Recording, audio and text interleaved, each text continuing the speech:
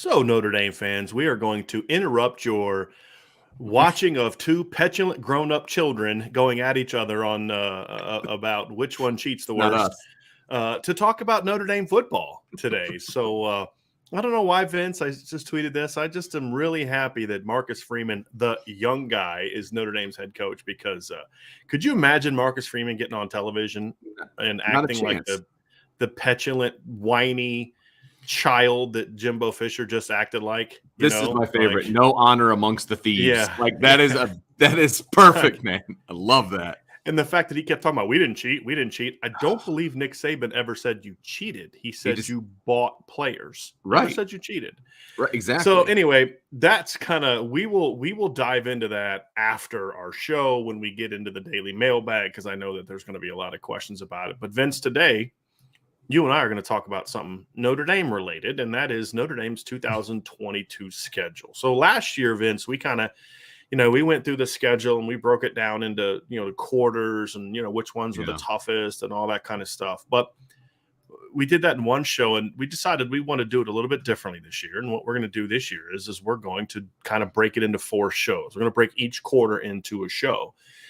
And today is going to be quarter 1, but we're going to kind of begin by first talking about just the schedule overall. And then we'll get to Q&A afterwards. If you have some questions you want us to answer and address, just leave them in the chat. Vince is starring all those up, and we'll have those ready to go at the end of the show.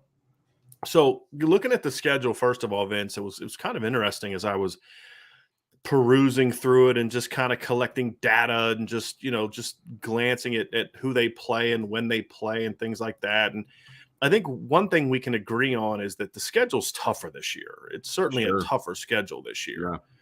But it's not, in my opinion, the gauntlet that it's made out to be. And I think that favors Notre Dame. And as I was glancing through it, you obviously have the 3 teams at the top, right, from a record standpoint. You've got Ohio State coming off of a Rose Bowl season. You've got Clemson coming off of a quote-unquote disappointing 10-3 campaign. Yeah. You've got BYU coming off of a 10-3 season. And then you've got a bunch of bleh. So the next 9 opponents went 7-6, 6-6, 6-7, 5-7, 5-7, 4-8, 4-8, 3-9, 2-10. Notre Dame plays 7 teams that had a losing record last year, and 5 teams that had 4 teams that had a winning record, and then 1 team, Boston College, was 500. Now, I think some of those teams are going to be much improved. I think part of the reason Boston College was 6-6 is because they lost Phil Dracovic. I think they were like 4-2 when he played, right? And he was not close to 100% at the end of the season when he played. And USC is going to be better. I don't know how much better. They're going to be better than 4-8, but it's a schedule that Notre Dame should continue to have success with, which is why I just don't buy the whole, 9-3 is the way to go. And, people are talking about, did you see how many ranked teams? There's like 4 top 20 teams. And I'm like, yeah, there's 4 top 20 teams on the schedule last year to begin the year. And one of them finished the season ranked, much less in the top 15, 20. Because remember, USC was considered a top 20 team last year. Wisconsin was considered a top 20 team last year. North Carolina was considered by some a top 10 team last year. Which was, and of course, Cincinnati was considered a top 15 team, which they were legitimately a good team. Yes. Sure. Still don't think they were one of the 4 best teams in the country, although they did deserve a playoff berth. Agreed. But this year's schedule is definitely going to ramp up because the middle and bottom seems similar to what it's been in recent years. The difference, however, is I do think the top is going to be a lot stronger. And as you look at it, it starts right away in quarter 1. I mean, your hardest game of the year, in our opinion, is the first. Yeah. And it's going to be an early test to let us find out what Notre Dame is made of. And I'm going to have to dig into the schedule a little bit more as we move forward. But to me, it feels like the top got harder and the bottom got lower. And the middle isn't as great as it has been. I just feel like it's top heavy and it's bottom heavy. You know what I mean? And again, I'm going to have to dig in a little bit more and see kind of what's coming back and all of that from some of these other schools. But at the same time, the top is definitely better than it's been. I don't think anybody can argue with that. But the bottom, I feel like, is even lower at times than it's been. It's similar. We're going to talk about Marshall, for example. Yeah. They had last year. They didn't even play a Power 5 team at all. You know what I mean? But Marshall still went 7-6. I mean, they're still they were 7-6, but they're still a decent. Like to me, like a Power 5 school. Marshall, to me, is better than some of the teams Notre Dame has played in recent years in that early portion of the schedule. They're better than a New Mexico. They're better than a Bowling Green. To me, they're similar, if not a little bit better than Toledo, in my opinion. But it's that kind of game. It's what that and that's should what it's be, meant right? to be. That's Right. what it's meant to And be. so when you look at the first quarter, and we can just dive into it now, let's go. and we'll just jump into the conversation. As and we'll get into more specifics of opponents as we get into the summer. We'll do individual breakdowns of each team. So this isn't meant to be like a thorough analysis of each team. Right. It's really just trying to go an overview of the schedule, what they mean, what are the toughest games of each quarter, what are the trap games of each quarter, things along those lines. And so and that's what this is going to be about, is we just kind of work through the 12-game schedule, and then we'll get to our season predictions down the road and all that kind of stuff. So we'll get there, all of that. This is just sort of as we kick off our really start diving into our 2022 season preview, this is kind of where we're going. And so I do think quarter one is very similar to what we've seen in some other years. That I think it's good for Notre Dame to get an early test. Sure. And we've seen that. We saw that going back to 2017, getting Georgia in, what was it, week 2, right? In 2017, you got Michigan in the opener in 2018. You had, which was a good football team. I mean, they had 2 regular season losses that year, one to Notre Dame at the beginning of the year, one to Ohio State at the end of the year. And then you had Georgia in game 3, I think it was, in 2019. You start off with Louisville, then New Mexico. So still in that first quarter. And then, of course, last year, they tried to do that last year. I don't think you can predict that Florida State was going to be as bad. That was supposed to be a huge game. I mean, when you schedule a road game at Florida State, you expect them to be a good football team. Right. So I'm a big fan of early season tests. I'm also a big fan of, just in general for college football, of having games like this early in the season. I want to see more and more and more of this. Like, as you look at the first week of the season, I love the fact that you're going to have some really great matchups early on. Like the same day, ABC announced, talk about kicking your season off the right way. ABC is going to have Georgia, Oregon at 3:30, and then Notre Dame and Ohio State in the evening game. I mean, that's how college football should be. I mean, September should be big games between great teams from different conferences, and not this this nonsense of these neutral field games and all this other stuff. Alabama's utter unwillingness to play anyone on the road out of conference. It boils down to, I want to see some great games. I want to see Cincinnati playing Arkansas in the opener. I want to see Utah playing Florida in the opener. This is all opening weekend games, which I absolutely love. I want to see, like we said, Georgia playing Oregon. There's some really, really fun games that opening weekend. Week 2 is very similar. And Vince, that's what college football should be about. And in this matchup, you have 2 Midwestern powers. And for Notre Dame, it sets up a great opportunity because, if you're Marcus Freeman, and I've said this before you get to Bama, you got to get to Ohio State. Look, the road to a championship for a Midwestern team still goes through Columbus. Yeah. And that's literally where Marcus Freeman kicks off his career, because I don't look at the bowl game as the start of Marcus Freeman's career. I look at him as more of almost an interim head coach at that point in time, because he didn't have his staff. There was coaches that knew they were being, fired and let go, and, all types of things. Yeah. This is really going to be his first shot at this with a new staff. And we're going to find out early on, kind of what this program is made of. But this is a big game in that regard, Vince. Before we even dive into what it means for the 2022 schedule, this is a tremendous opportunity for Notre Dame to either go out and get a huge win, or at least do something that Brian Kelly hasn't done in a long time, which is face a top 5 team, especially on the road, and be competitive, right? And doing so without them being down 4 or 5 of their best players, right? So more than anything, it presents a big picture opportunity for Marcus Freeman to kick things off. Let me ask you this question, because I could make a strong argument on both sides of this particular question, and I want to get your opinion on it. How do you feel about, Notre Dame playing basically their biggest game of the year? You just said it, in game number 1, without having the quote unquote tune-up game, like having a game like, let's say you flip-flop Marshall and Ohio State, right? Would you rather have a Marshall up front to work out some kinks, or would you rather have the big game up front when nobody knows what you got coming and you just get to go out and do it?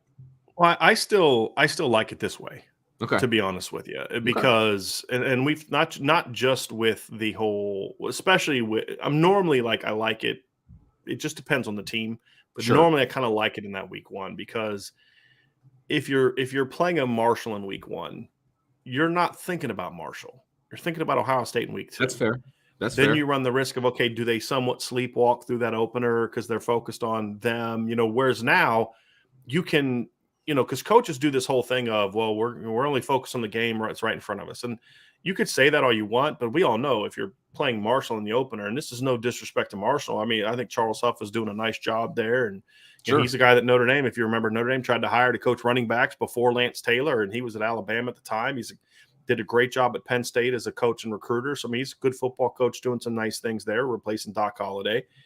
But, I mean, they're not on Notre Dame's level. And so you run the risk of, okay, do you come out and because you're not focused on them, do you then get into a situation where you kind of make some mistakes, play sloppy because you have to lie to your players and say, we're only worried about Marshall, when you're not worried about Marshall.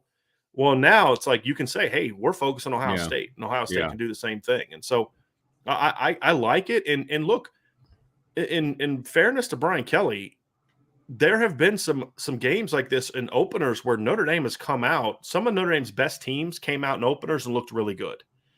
I mean, in 2012, obviously, that was against Navy. They weren't that good. But you look at 2015, Texas was supposed to be better than they were, but that was a locked-in Notre Dame team and just steamrolled Texas in the opener. You look at the Michigan game in 2018, Notre Dame jumps all over Michigan early in that game. And they let them back in with some silly special teams things because their special teams were always inconsistent. But Notre Dame came out ready in that game, right? And Georgia, they went to they weren't afraid of Georgia in 2017. So I'll give them some credit. Some of those early season games, they did a nice job of getting those teams ready to play. When they went down to Georgia, they didn't play with the same fear against Georgia in 2019 that they did playing against Miami and some other road games later in the year. So for whatever reason, Brian Kelly was able to get his teams at least focused in early enough to be locked in, ready for those games.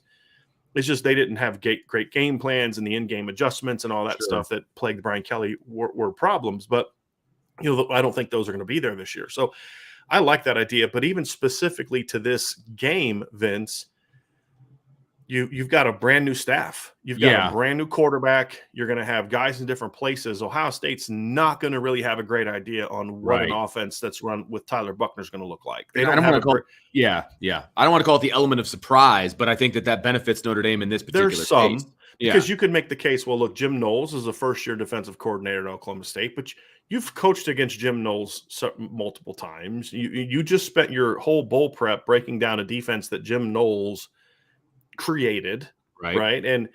And Jim Knowles has proven that he's part of the reason he's such a good coach is because he has a system he believes in and he's going to run that system.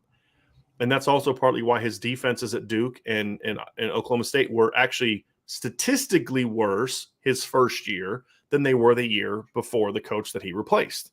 Because it was, we're just going to do what I believe in, and then eventually we're going to get it right. Now, I think in Ohio State, we're going to see him adjust more because in those situations you were stepping into a failed situation where your teams were kind of building up, so you could take a year to kind of get going. No one's going to give him a year to Ohio State. You got to get this thing going right away. So I think you'll see him maybe tailor things a little bit more to the personnel, but he's still kind of, that's who he is. I was talking about this on another show the other day, and I was like, look, Notre Dame's defensive coordinator hasn't called a game since 2005. The last time he called a defensive game, Brady Quinn was Notre Dame's quarterback. You know what I mean? So, think about that. I think Marcus Freeman was still a college football player the last time that Al Golden called a defensive game. So the point being, you have no idea what Al Golden is going to really do. What are his likes, dislikes, tendencies, all those kind of things. Who among us can not say that things have changed for us since 2005, right? And that goes business-wise and personal-wise. So he's not going to call the same type of game that he called in 2000. And it's going to be a completely different defense. He was running Al Groh's defense in 2005. He wasn't running his defense, and I would imagine he's evolved in those 17 years since he was calling games. And then offensively, you're going to have a better sense of what Tommy Rees believes in. I mean, Tommy Rees isn't reinventing the wheel of his offense, but you don't know, how much is Tyler Buckner going to be a part of the run game? What is the emphasis going to be with Harry Hiestand as the coach? So I think Notre Dame's offense doesn't have quite the surprise factors as they do on defense, but even then, there's still some questions about what exactly it's going to look like. And then you're going to break the game down based on what Notre Dame's weaknesses were last year, thinking, hey, this offensive line.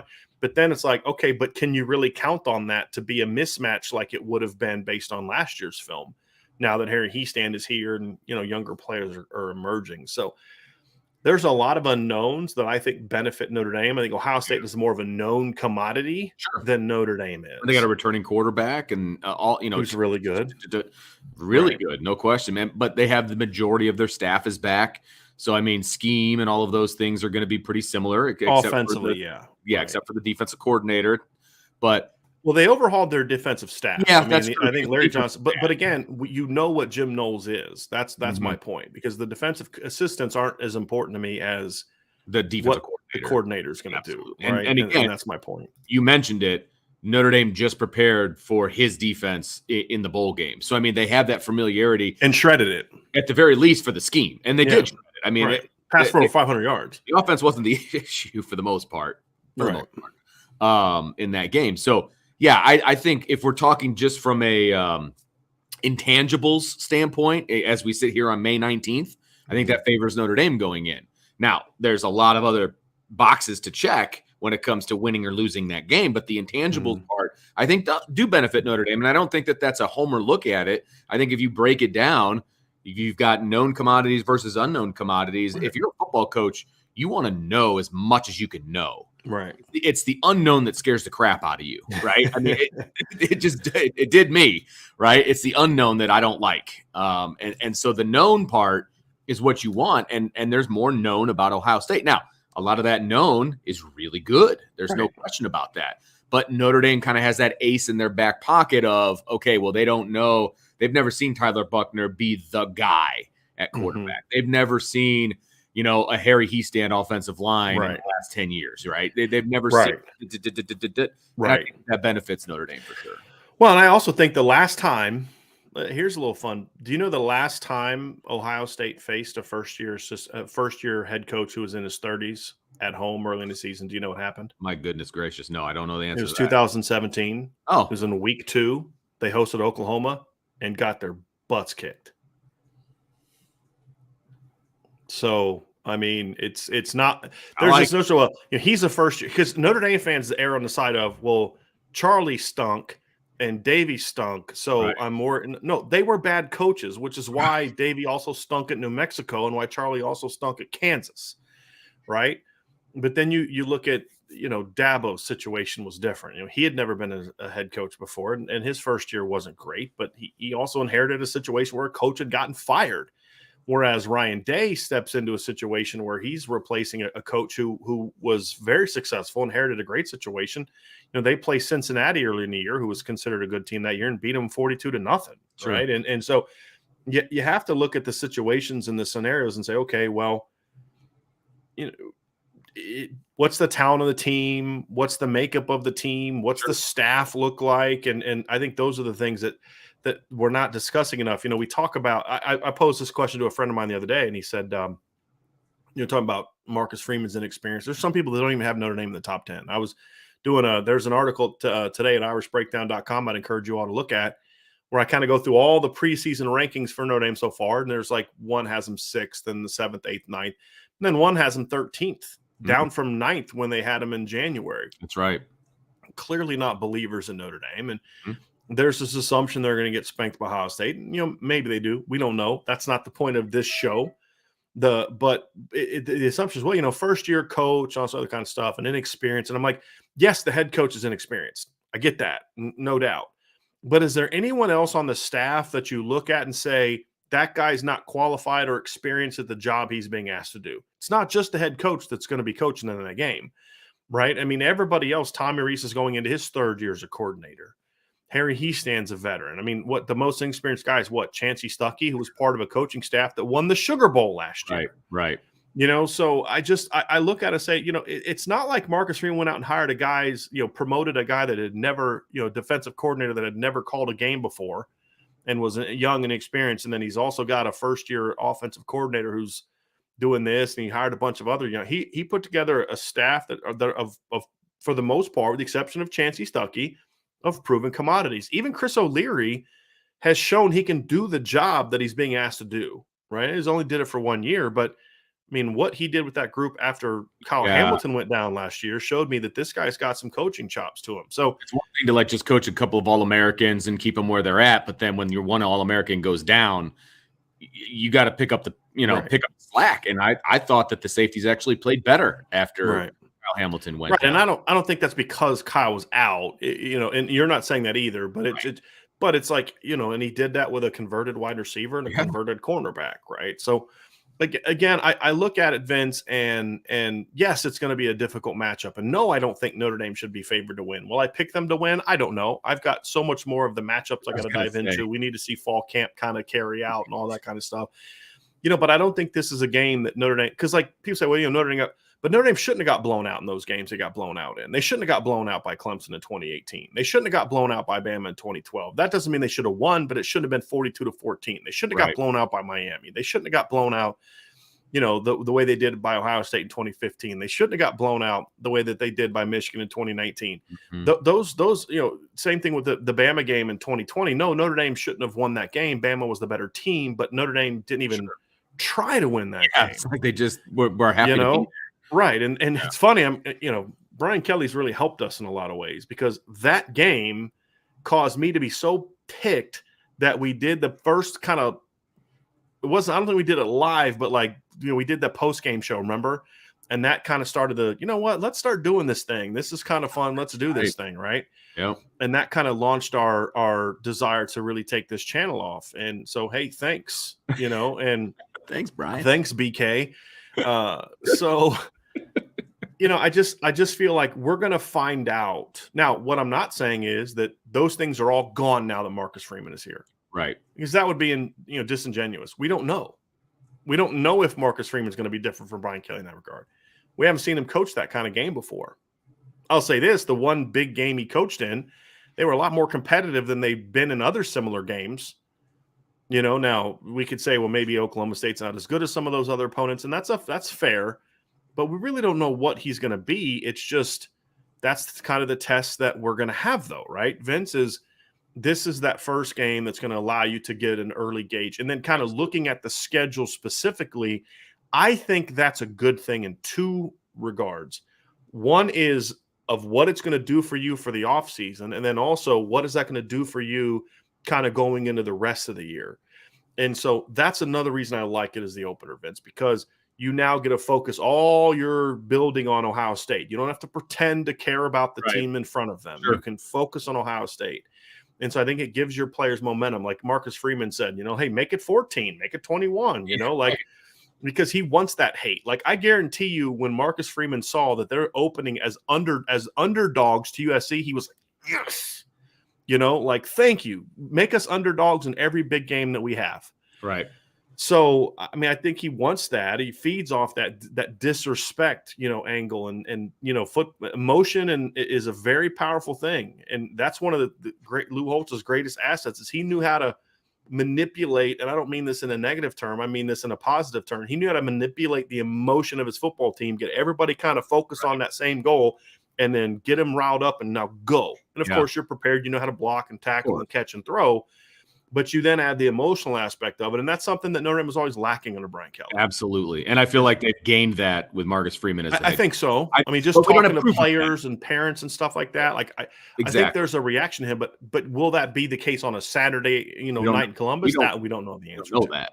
Yeah, we can speculate, but we don't know that for sure. The other part, Vince, is you get that early gauge, and you're going to find out from day one where you good and where you need work.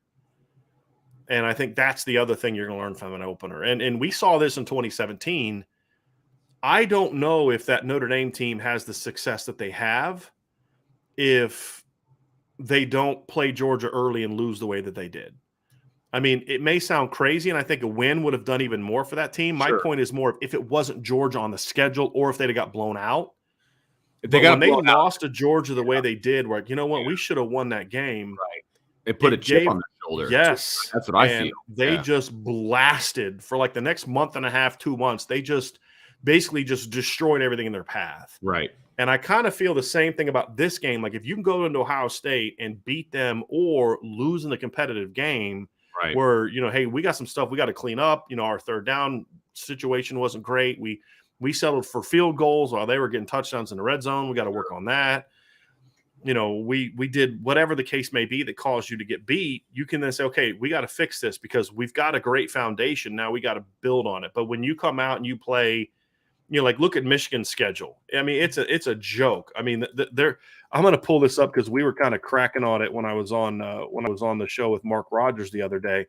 But their early season schedule is honestly embarrassing, Vince. They start with Colorado State at home, then they play Hawaii at home, then they play UConn at home, then they play Maryland home. Wow. They don't play a real game really until they go to Iowa on October 1st. Like, what are we really going to know about Michigan through the first month of the season? You're going to hear plenty about them from the national heads, though. Right. But what will Jim Harbaugh and his staff really know about that football team through the first month of the season? Whereas Notre Dame and Ohio State both are going to get an immediate test of, okay, if we want to win a championship, we better get better here and we better build around this. And I think that's another positive to that schedule. Now, here's the other piece, though, Vince.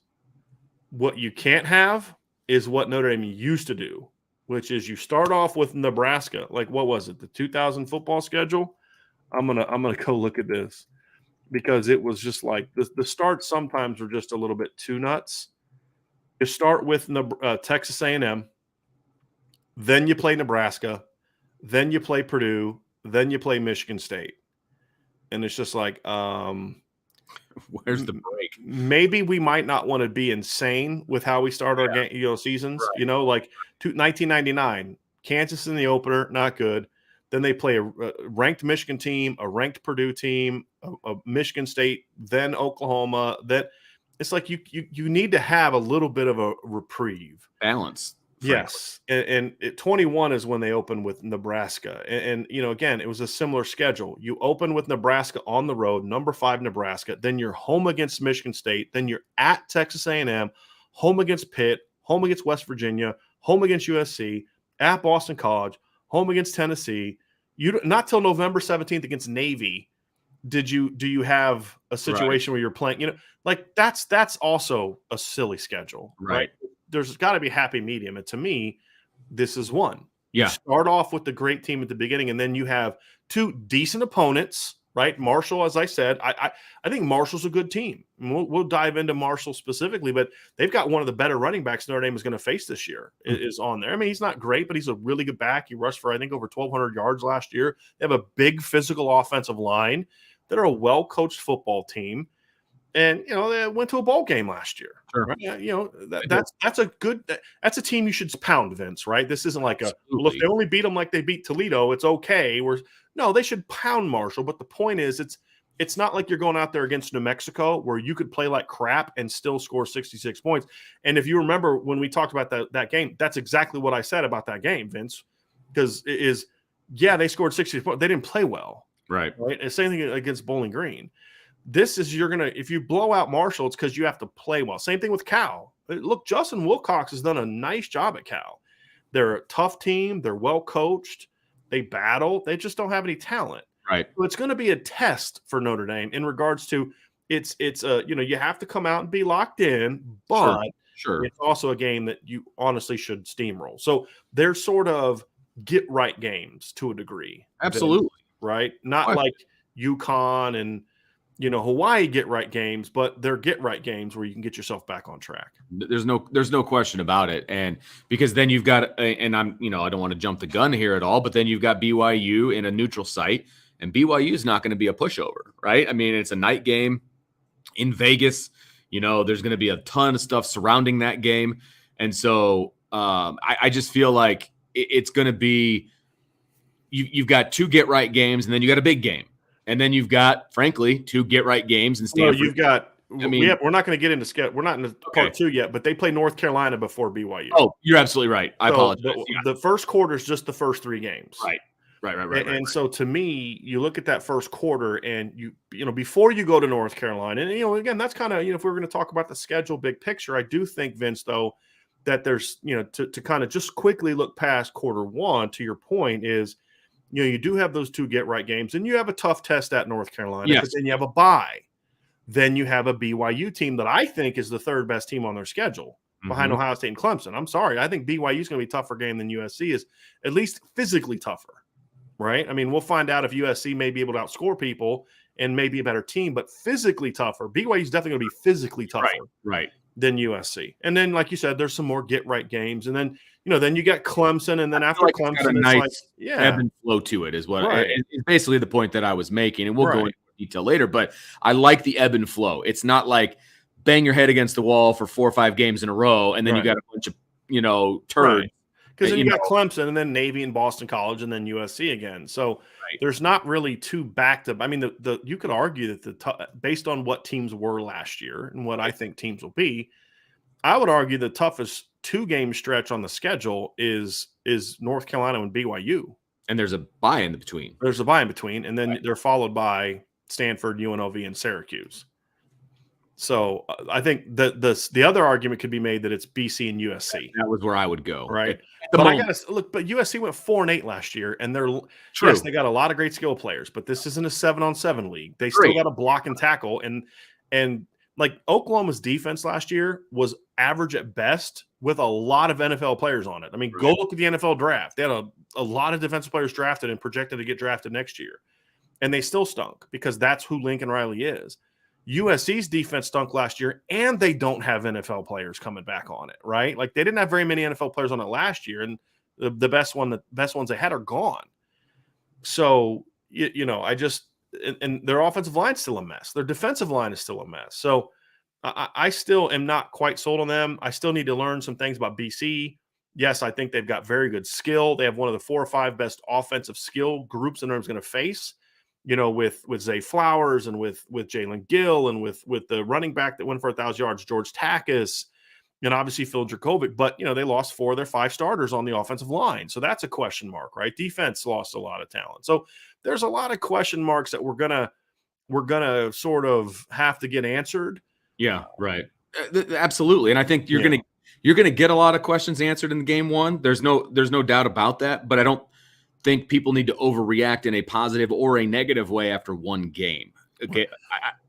I mean, look, if Notre Dame beats Ohio State, it doesn't mean that they're okay, you know, polish off the national championship trophy. It's arrived. The moment has arrived. Right.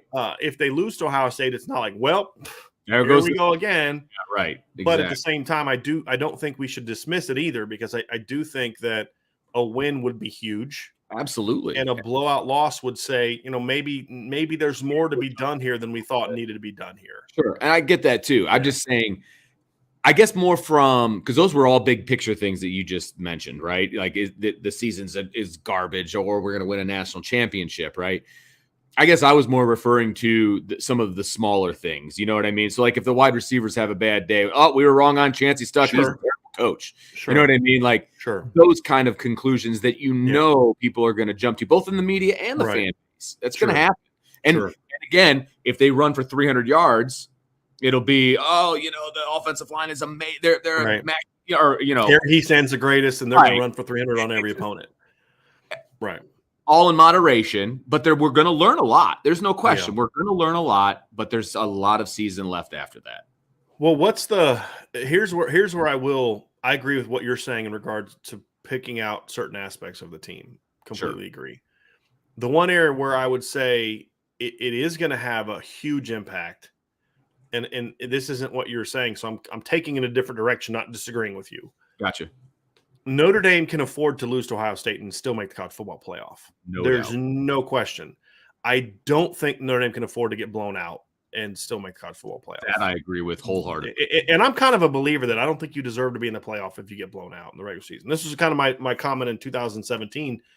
when people are like, "Hey, if you beat Stanford, you still got a shot," and I was like, "I don't deserve a shot." They had their shot and they got their butts kicked. You know what I mean? And they didn't show up. I don't think you deserve to be in at that point in time. It's kind of like how I felt about Ohio State in 2018. Because Ohio State deserved a chance to be in the playoff. They were 12-1 and won the Big Ten. I'm like, yeah, and they went on the road and got destroyed by Purdue. Sorry, you missed your chance, and that's what I love about the regular season of college football. For the most part, unless there's some sort of extenuating circumstance, right? Like if Notre Dame would have blown Clemson out in 2020, like they should have, beat them convincingly, like they should have, I would have been more sympathetic to Clemson still having a case to be in the playoff because they were missing so many players, including their best player. And so I think, barring some circumstance that was unforeseen, I have a tough time making the case that Notre Dame deserves to be in the college football playoff if they're not competitive against Ohio State. I agree with that, because if they get blown out in game 1 against Ohio State, I don't think it's an argument that Ohio State is the best team on their schedule. Even if they go out and they win the rest of their game, they're 11-1, but they got that blowout loss to the best team on their schedule. But Ohio State is going to be on par with the other people that should be in the playoff. Right. And if that's the example that you have for Notre Dame, is that, well, when they played the best team, they got blown out. So if we put them in the playoff and they're playing another best team, why would we not expect that to be the case? I have a problem with that, right? I feel like that is a logical argument. Like that, if you're going to get blown out by the best team on your schedule, then you don't belong playing the best teams in the country.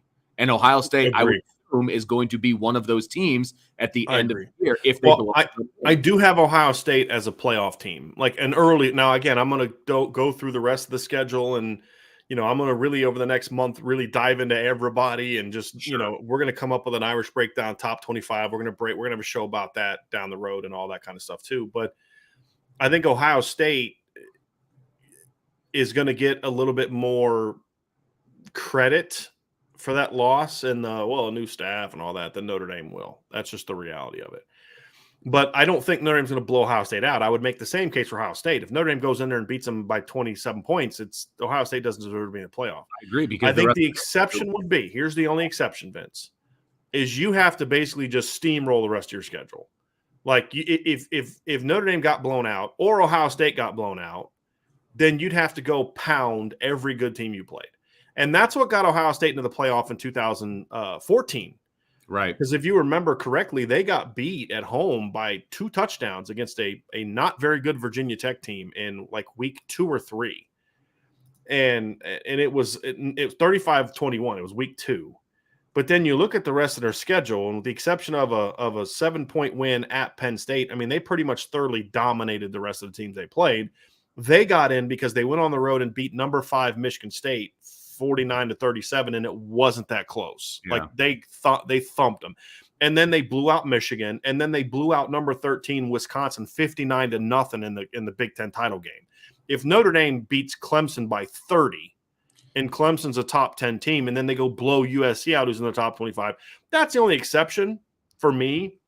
They'd have to get one of those games back in the similar fashion that they lost. Sure. And then you could say, look, new coaching staff on the road, night game. It just was but we're not that team anymore. Right. And I think that's the only way I could accept. It would have to ascend pretty massively from a team that gets blown out by Ohio State to being a team that I feel like is a Final Four team. You know what I mean? Right. Because I guess if I take my analyst hat off and I put my fan hat on, and I've said this before, and of course the goal obviously is to be in the dance so that you can make that jump and win that first game, and that's the next step and all of these different things. But if I feel like Notre Dame doesn't deserve to be in the Final Four because of the way that they played throughout the season, even if they're 11-1, right. I don't want them there. I just right. it's not fair, frankly. Right. You know what I mean? Go to a New Year's Six bowl, win that, because they haven't done that either.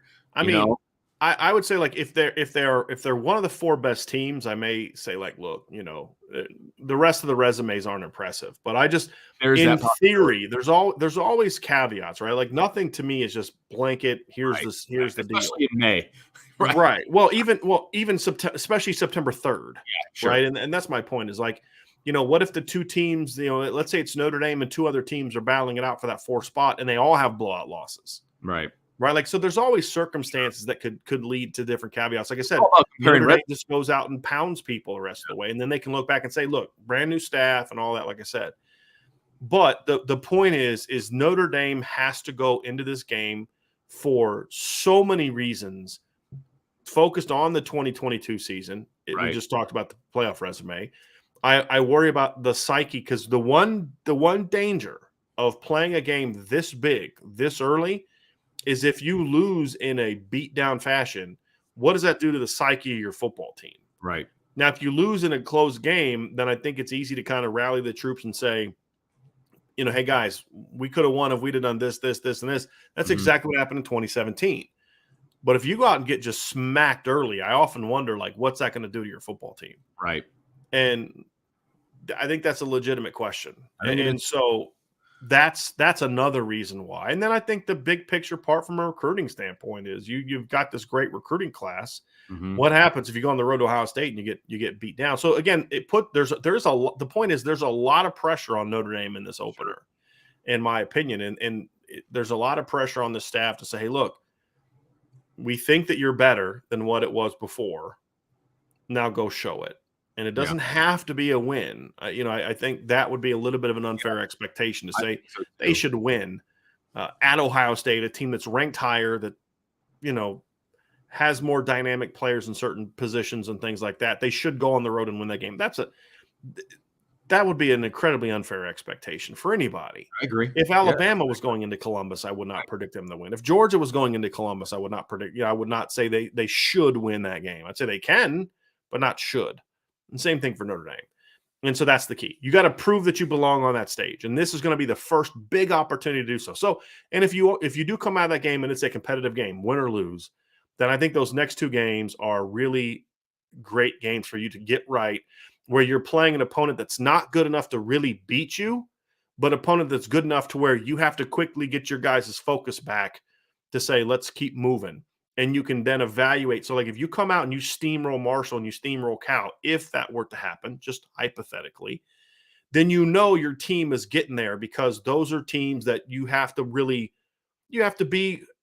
play to your ability to thump them, right? You can beat them by not playing to your potential. Clearly, you can just play okay and beat both of those teams, right? But okay doesn't get you to the promised land, right? And so that's what I like about this first quarter, Vince, is I do believe that there's a lot of we're going to learn a lot about this team, not just from, like, the point is Ohio State game is not the only first quarter game we're going to learn something about Notre Dame. Right. And that's my point. I think we're going to learn something about Notre Dame by how they respond, win or lose. If you beat Ohio State, you kind of walk into your home stadium against Marshall like, haha, they're going to roll over and die because we beat Ohio State. No, Marshall, like, we got nothing to lose now, right? Right. And they're going to give you everything they got. And so I think you're going to learn a lot about this team from a talent standpoint, from a coaching standpoint. I think we're going to learn even more about the coaching than we will the talent in the first 3 games. Just how they're prepared, how they play in the opener, and then how do they respond to that, win or lose. How do you respond to that? It says a lot about the maturity, the makeup, and the leadership of your football team. Could not have said it better myself. I think, again, after game 1, we're going to learn a lot, but again, in moderation. But then after the whole first quarter is over, you've got 3 games under your belt. And if things are the same in 1, 2, and 3, then now you've got a trend. And now you can start to really kind of understand who this team is moving forward, regardless of the fact that Ohio State's the best team, Marshall is potentially the worst team, maybe Navy, depending, right? Marshall's not the worst team on their schedule. I don't know where, like, you've got this, like, I don't know where you're getting this, like, this Marshall hate, but UNLV and Navy are significantly worse than Marshall, in my opinion. That's fine. That's fine. I mean, they went 7-6 last year, Vince. Navy went 3-9, and UNLV went 2-10. Like, I would argue they may not even be the 3rd worst team on the schedule. I just looked at Marshall, and I was not impressed with their schedule last year. I mean, that's fine, but Navy went 3-9. That's fine. I'm just talking about Marshall. I said, okay, that's fine. Marshall beat Navy 49-7 last year. Did. I did see that part. Yeah, that's fair. That's fair. I'm just saying. No, that's fine. They also they didn't play anybody. I understand that, but neither did UNLV. Fair enough. They went 2-10, right? I didn't Like, look I'm at not saying Marshall's like the third best team on the schedule, but they're definitely not the worst team on the schedule. Okay. I don't care what level you play at. If you make a bowl game, you're at least a competent team, in my opinion. I will give you competent. Okay. And somebody in the chat earlier mentioned something along the lines of they've got Kane Madden PTSD or whatever when they think about Marshall. Yeah, I think I get part of that going on. I'll admit it. But I've got to have the same opinion of Kane Madden if Kane Madden played for Harry Heastan. Can we also admit that? I will 100% admit that, and I will also admit that watching Cade Madden play for Marshall, he was really good at Marshall. Right. He was good playing against the teams Marshall played against. Right. You know. But anyway, Marshall also lost by a point at App State. I mean, so again, it's a MAC team. I said at the beginning, Notre Dame should win that game convincingly. Right. But I do think you're missing it out a little bit on the fact that and here's why it's important to me that we recognize that Marshall's a quality team. I do think it matters. It's not just a semantic thing or I'm arguing with Vince or whatever the case may be. I think Jason is killing me. he's always trying to start some stuff, man. Yeah. He's still mad that he thinks he could sack me, and we all know he can't. Here's the reason why I say it, Vince, is because when I look at Marshall, if they go out and blast Marshall, like just destroy Marshall, people are going to be like, well, they sucked anyway. And that diminishes how quality of an important performance that would actually be. Right. If Notre Dame, let's say they beat Ohio State, and then they kind of stumble through the Marshall game because they're having a hard time coming down off that mountain, right, emotionally. Well, Marshall sucks. No, Marshall's a decent team like Toledo was last year. Like, you have no business struggling to them. None, right? None. No excuse. But it's not like they struggled against Akron, right? And that's kind of where I'm coming from, right? It's not like they struggled against UNLV or, Syracuse 2009, right, who were just awful teams. And that's my point is just so if we're going to properly understand who Marshall is, then we can properly understand whatever the result of that game may be. And that's why I've always kind of pushed back against, because there's it's kind of funny, for years I've kind of been like, it's like, do some Notre Dame fans just think every team they play sucks? And like, it's like they should kill everybody by 50. And, this team sucks, that team sucks. I'm not saying you're doing this, Vince, because we've had conversations about teams that you like. But I think when you look at it, but you got to understand what that victory meant. Because if you just dismiss a 30-something point win because the team sucked, then you may be overlooking that they're a quality team. And here's the fun. Nothing personal. I get Brian's point, but we're comparing a Conference USA team to an AAC. That Conference USA team played that AAC team and beat them by 42. I mean, can we point that out? We have a head-to-head to go off of. In that right. regard. So that Conference USA team that you're diminishing played the AAC team that you're talking about and beat them by 6 touchdowns. I just want to point that out, right? So anyway, and then Cal to me is an interesting team too, Vince, because Cal might be the most physical team they play in quarter one. I mean, that's the thing. You watch Cal play, their offense sucks. They're one of the worst offensive teams in college football. But defensively, Justin Wilcox, he's a good defensive coach. They were one of the better defensive teams like in the Pac-12 last year. I mean, if you look at Cal last year on defense, and they gave up like 23 points a game. I mean, they were a decent football team last year on defense. Now, offensively, they're a hot mess. Yeah, they ranked 32nd last year in scoring defense. In the Pac-12, that's not bad, especially when you consider that their offense only scored 23.8 points per game. I mean, they lost to Arizona 10-3. Awful. Arizona. Awful you can't put on offense. Points on Arizona. Yeah. I mean, they are awful on offense. But their defense is actually like a tough physical group. I mean, they held Oregon to 24 points in a loss last year. They held Washington State to 21 points in a loss last year. What's funny is the team that the two teams scored the most on them.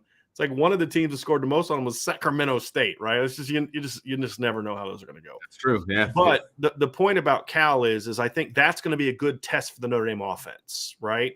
Like Cal is a team that Notre Dame should thump because you could beat them by 3 touchdowns and only score 24 points. I mean, you know what I mean? Like That's how bad their offense is. But they had a decent defense last year, though, right? They gave up like 130 some rushing yards per game. They had a couple rough games. They had some really good games too. They're not a good team.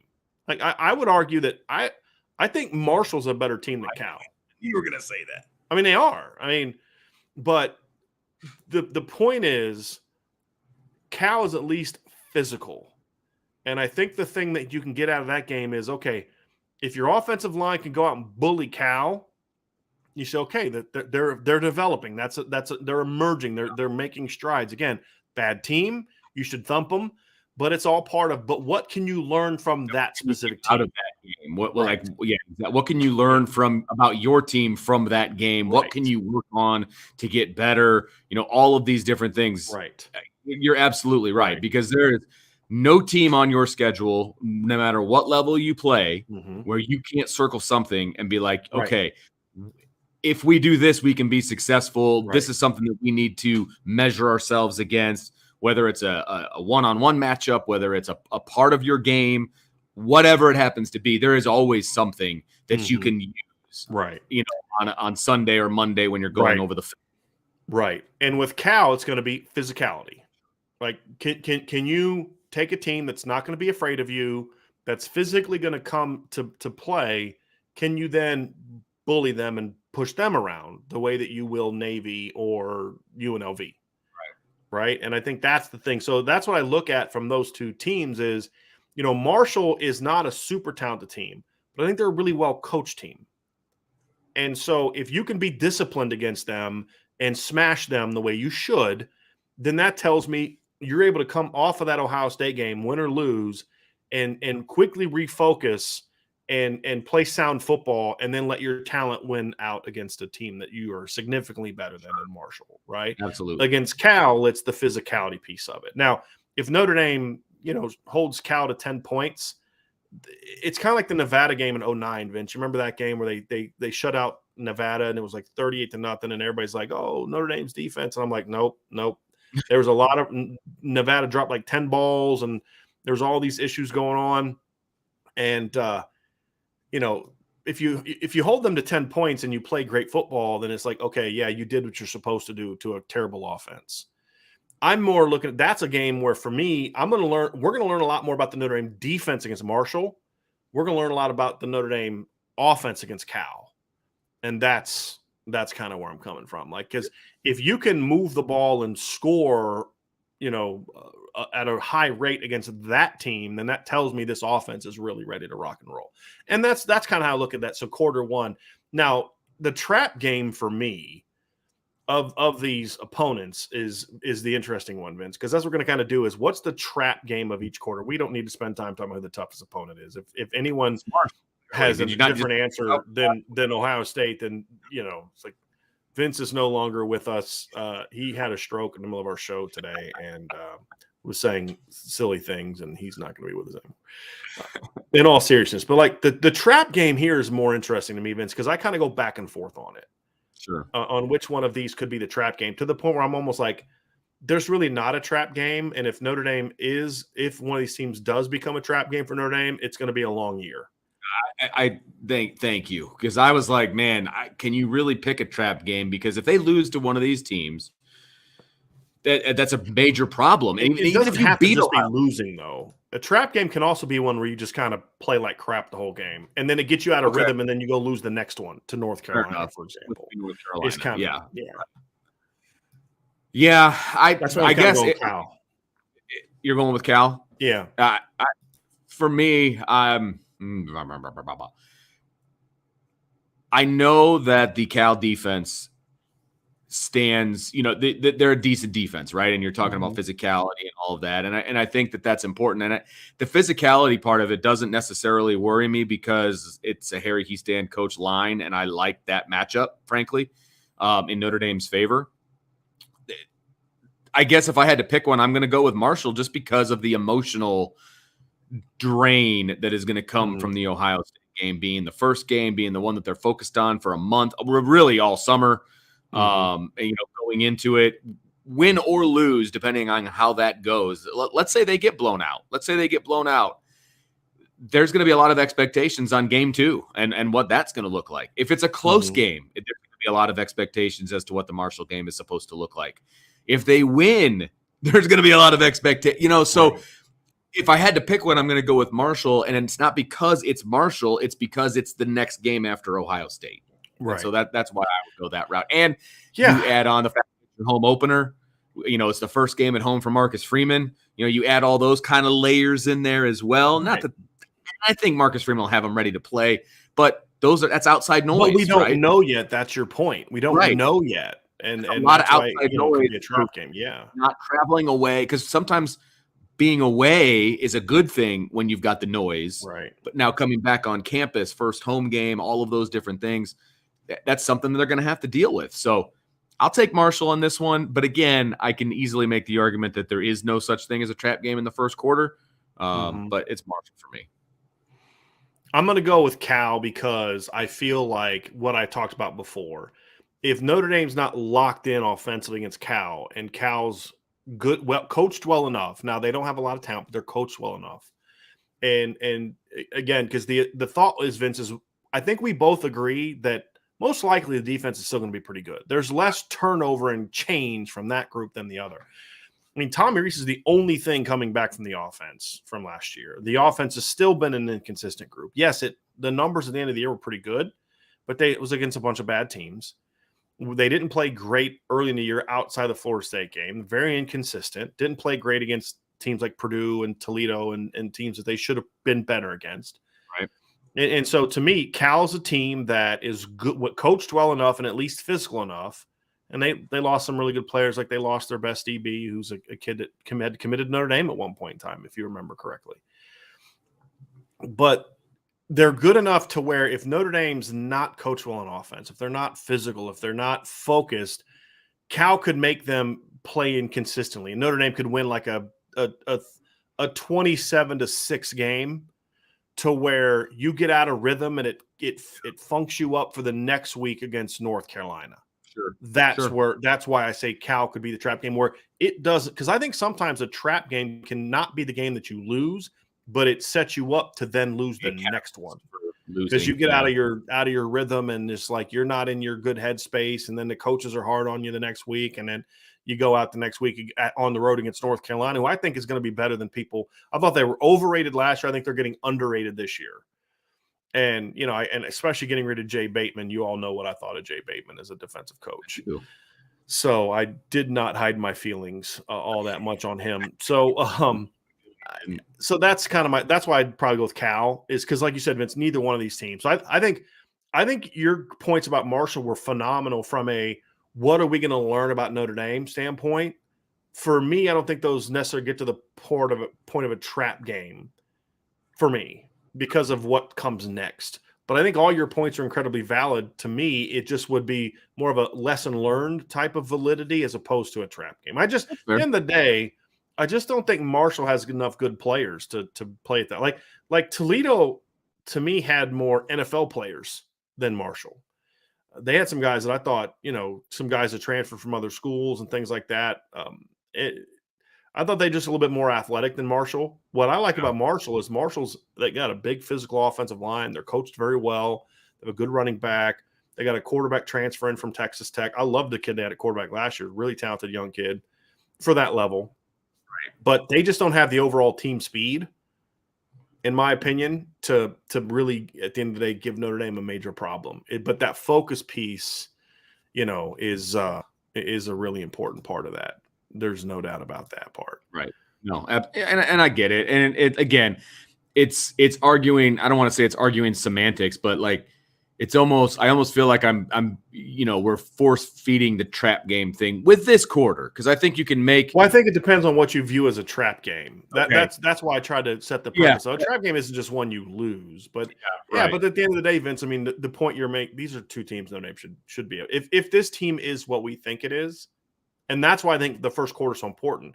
If this team is what we think it is, Vince, neither one of them should be trap games, because they're not good. Like we disagree completely on Marshall, but what I'm not arguing is that they're the fourth best team on the schedule, right? They're still in that bottom five, right? Cal's in the bottom five. Navy and UNLV are in the bottom five. right? The question is, okay, who else is in that bottom 5? Is it Stanford? Is it Syracuse? Right? Like that's more of a debate than anything else. But I think we will learn a lot about this football team in this first. I mean, even with just really one great team and 2 teams you should pound, I think we're going to learn a lot about Notre Dame this first quarter. And we're going to learn a lot about Marcus Freeman's ability to kind of get a team locked in and focused on it. So that's kind of my 2 cents, Vince. Anything else you'd like to add? I know you're going to be getting out of here soon before we go into our daily mailbag. But anything you'd like to add about that? Or I'm going to give you the opportunity, if you don't want to talk about the schedule, if you feel you've got all it out, if you want to leave us with your thoughts on the pissing match between Nick Saban and Jimbo Fisher. Well, I'll certainly talk about it. Yeah, I was going to say my opinions on the first quarter of the schedule are that you're getting me way too excited for the fall on May 19th. That's part of the problem. Like I'm fired up to watch some football. And I'm fired up for that first week and the whole quarter for that matter. So, but as far as the same, I mean, talk about 2 petty individuals who just need to know when not to talk, frankly. Because everything that both of them are complaining about, they're both doing. So just relax. Like, just stop. You just stop talking. That would be my advice. Stop talking. When somebody asks you about it, next question. Or, hey, it's great that these kids are able to take advantage of this opportunity and blah, blah, blah, blah, blah. Like, have your canned answer ready to go. Just stop it. Stop it. Stop it. Stop it. It's embarrassing. I think for me, I was torn on Nick Saban's comments last night. I'm glad he said them to a degree because I think Jimbo Fisher needs to be called out, and I think this whole process needs to be called out. And I think more and more coaches need to be pointing fingers directly at other people. But as I also have said about Nick Saban lately, I'm glad he's saying the things he's saying. But where I lose respect for him is then he's not walking the walk. He's talking the talk, and everything he said needed to be said. Yes. But then you aren't like, is he the right guy to say it? From the standpoint of he is the best coach of this generation, yes, he needs to say it. But then it's like, but dude, look what you're doing with the transfer portal, right? Like, and I think that's what he was saying last night. He's like, look, I don't want to go this route, but if you don't change it, I will. I think it was almost like he was issuing a threat to college football. Like, look, we're not paying for high school players yet. Not that way. Not with NIL. They've been doing other stuff for years. Exactly. You know that, right? But not the $2 million contracts to a high school kid. I mean, a lot of coaches are rightfully appalled by that. They should be appalled by that. But Vince Nick is basically saying, and this is what he has said all along. Look, I'm going to do what the thing allows me to do. And if we got the number 2 class last year and we weren't buying players in NIL deals. Right. This is the part that's being overlooked of his comments. Everybody's focusing on what he said about A&M, but they're overlooking the fact that he said after that, we haven't done that yet, but we're going to have to, basically. And I'm going to find the direct quote because I did put it in the article I wrote about it last night. But he made very clear that Bama's not doing that right now, but they will.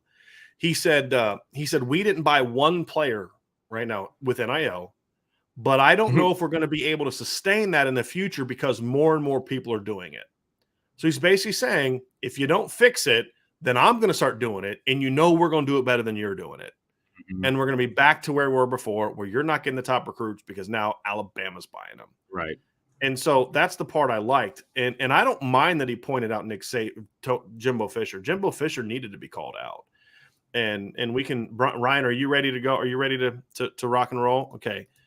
Like, to me, guys, the bigger thing for me too is I thought – Jimbo Fisher's response to it was so classic Jimbo because he's an immature child who got super indignant and self-righteous, acted so – I mean, that was one of the most – and I tweeted about this. It was one of the most childish, petty, unprofessional press conference ever. You could have hammered Saban and done it with some class, but Jimbo has no clue how to do that because he doesn't have any. It was an incredible bad look. Now, the media is going to jump up on it because they're trying to turn college football into the WWE, right? And so, this is great. I think it's terrible for the game that you've got 2 of the biggest names in the game acting like little children. And it's just like Notre Dame has a 36-year-old first-year head coach who would never dream of acting like that big of a baby, in my opinion, from what we know of him. And then the other thing is Nick Saban, I don't believe, ever said Texas A&M is cheating. He said he bought players. There's a difference because there's people that would argue that what Jimbo Fisher did is legal in Texas, even though it's against NCAA rules, right? Which is not a great argument to make because it has been legal in some states to smoke weed, but you still can't smoke weed before you go play in the NCAA tournament. If you get caught, you get in trouble, right? Now, I don't know if those rules are changing, but just because something is a rule in your state doesn't mean it's a rule that you can follow in your football program if you're part of a bigger organization. But Jimbo is kind of like that, I believe he doth protest too much. You know what I mean? Like he got so indignant about it and he got so petty about it. And it's like, I kind of feel like he walked right into Nick Saban's trap because basically it's kind of like, in a lawsuit, right? Like if you sue me, if I come at you because I know you did something and you try to sue me to silence me, it's going to be like, well, I hope you sue me because that means I'm going to open you up to discovery, right? That's why some people won't sue someone else. Like I'd love to sue him, but if I sue him, he's going to get discovery and then I got to give him all this stuff and I don't want people to see that, right? And so when when Jimbo started kind of going into the you should talk to him and look in his closet. It's kind of like you just walked right into his trap, and it's not going to go well because most assistant coaches are publicly going to side with Nick Saban, in my opinion, because they're not stupid enough to go against him like Jimbo is. And I wish Nick Saban would actually say the things that Joey Molinaro said in his little skit of, "Hey, you're going to go 8-4 and play in the Cotton Bowl or Outback Bowl. Congrats." You know what I mean? Like, but the bigger thing too, Vince, is I'm now very curious to see how bad Alabama is going to destroy Texas A&M this year because they were already going to blow them out because A, Texas A&M is not that good, and B, because they were going to get payback for last year. But now there will be no mercy. There will be no mercy. That is going to be, in my opinion, a ugly game, and I'm looking forward to seeing if there's any kind of handshake after the fact. It's going to be quite interesting.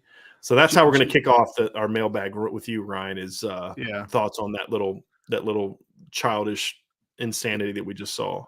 Well, I mean, childish is a good way to put it. I felt like it was just like so overly emotional, man. Like I get it. Like they have a past, right? And I don't want to speculate as far as like what the relationship has become in recent years because like I have no idea. But after being accused, and I don't even want to say accused, after the subtle shot that Nick Saban gave at you, you came back and he's not very defensive to me. He's like, "Oh no, you're wrong. I cheat. Nobody else here cheats. That's all you." I'm sorry, Ryan. Your mic was cutting out, but it sounds like it's better now. Is it? Yes, it's better now. Okay. Yeah. Sorry about that. But yes, you were saying he was defensive. Yeah, no, he just came off. I mean, you used the word childish, and I felt like that was kind of the best way to sort of phrase it, right?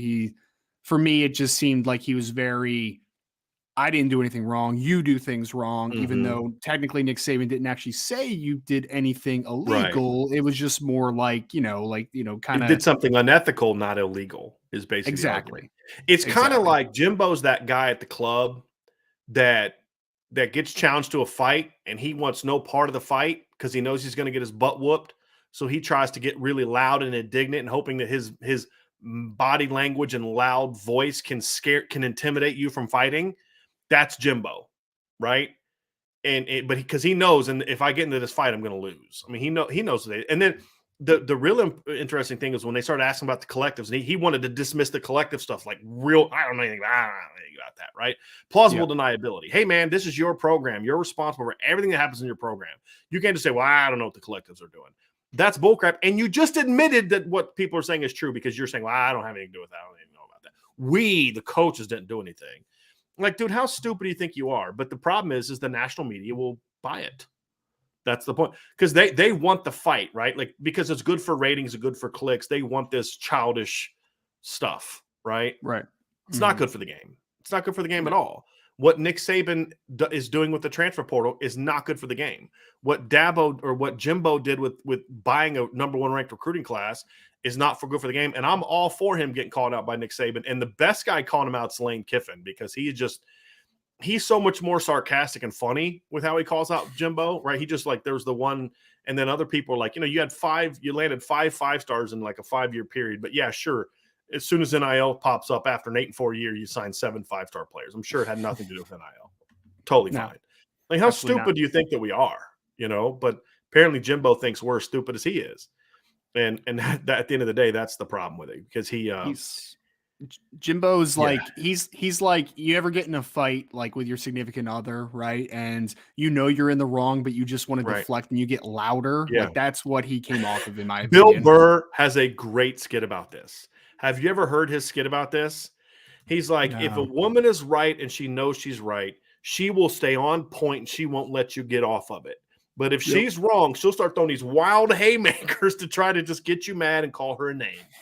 You got to, it's so classic. He's like, so if she starts straying off course, you stay right in there because, bob and weave, and because you've won the fight, right? Mm-hmm. And that's exactly what this is. He knows he's wrong, so he's just trying to get real loud and indignant. He's trying to deflect off of what he has done onto, this other thing. And look, it's not, I don't think it's going to end well for him. I really don't. I don't think this is going to go the way he thinks it's going to go. And yeah, I talked to someone earlier, Brian, that was kind of, you mentioned a little bit, like, some people are like, oh, good for Jimbo standing up for himself and stuff. And I'm just like, what exactly does Jimbo get out of this? Like, what's the positive to him doing this? Because I agree with you. Next year, as if Alabama didn't have a chip on their shoulder from losing against Zach Calzada last year, like, what is going to happen now, man? That is going to be a rough game, in my opinion, for Texas A&M next year. I just don't understand what. I don't because he's not thinking, Ryan. The Jimbo gets. Yeah. There's no strategy to this. This is him emotionally, like the as soon as I heard they had a press conference that early in the day, I was like, oh, this is going to be hilarious, because someone else would have taken a more reasoned, like, okay, we're going to release an initial statement. Let me kind of calm myself down. He was all emotion, and it's like, going after a 17-year-old. Like, some of the stuff Nick Saban said was like, okay, I think Nick Saban, I didn't hear him say that in the clip, but he's quoted as talking about Travis Hunter getting $1 million from Jackson State. That I thought was I didn't like that. Yeah. Because again, that's the one thing I agree with Jimbo is, don't bring a recruit's name into the conversation. If you want to go after Dion, then use Dion's name, right? Go after the grown-up in the room. If you think Dion bought a kid, then you call Dion out. You don't call Travis Hunter out, right? Whether you say his name or you refer to a recruit that got it. I don't think that was appropriate.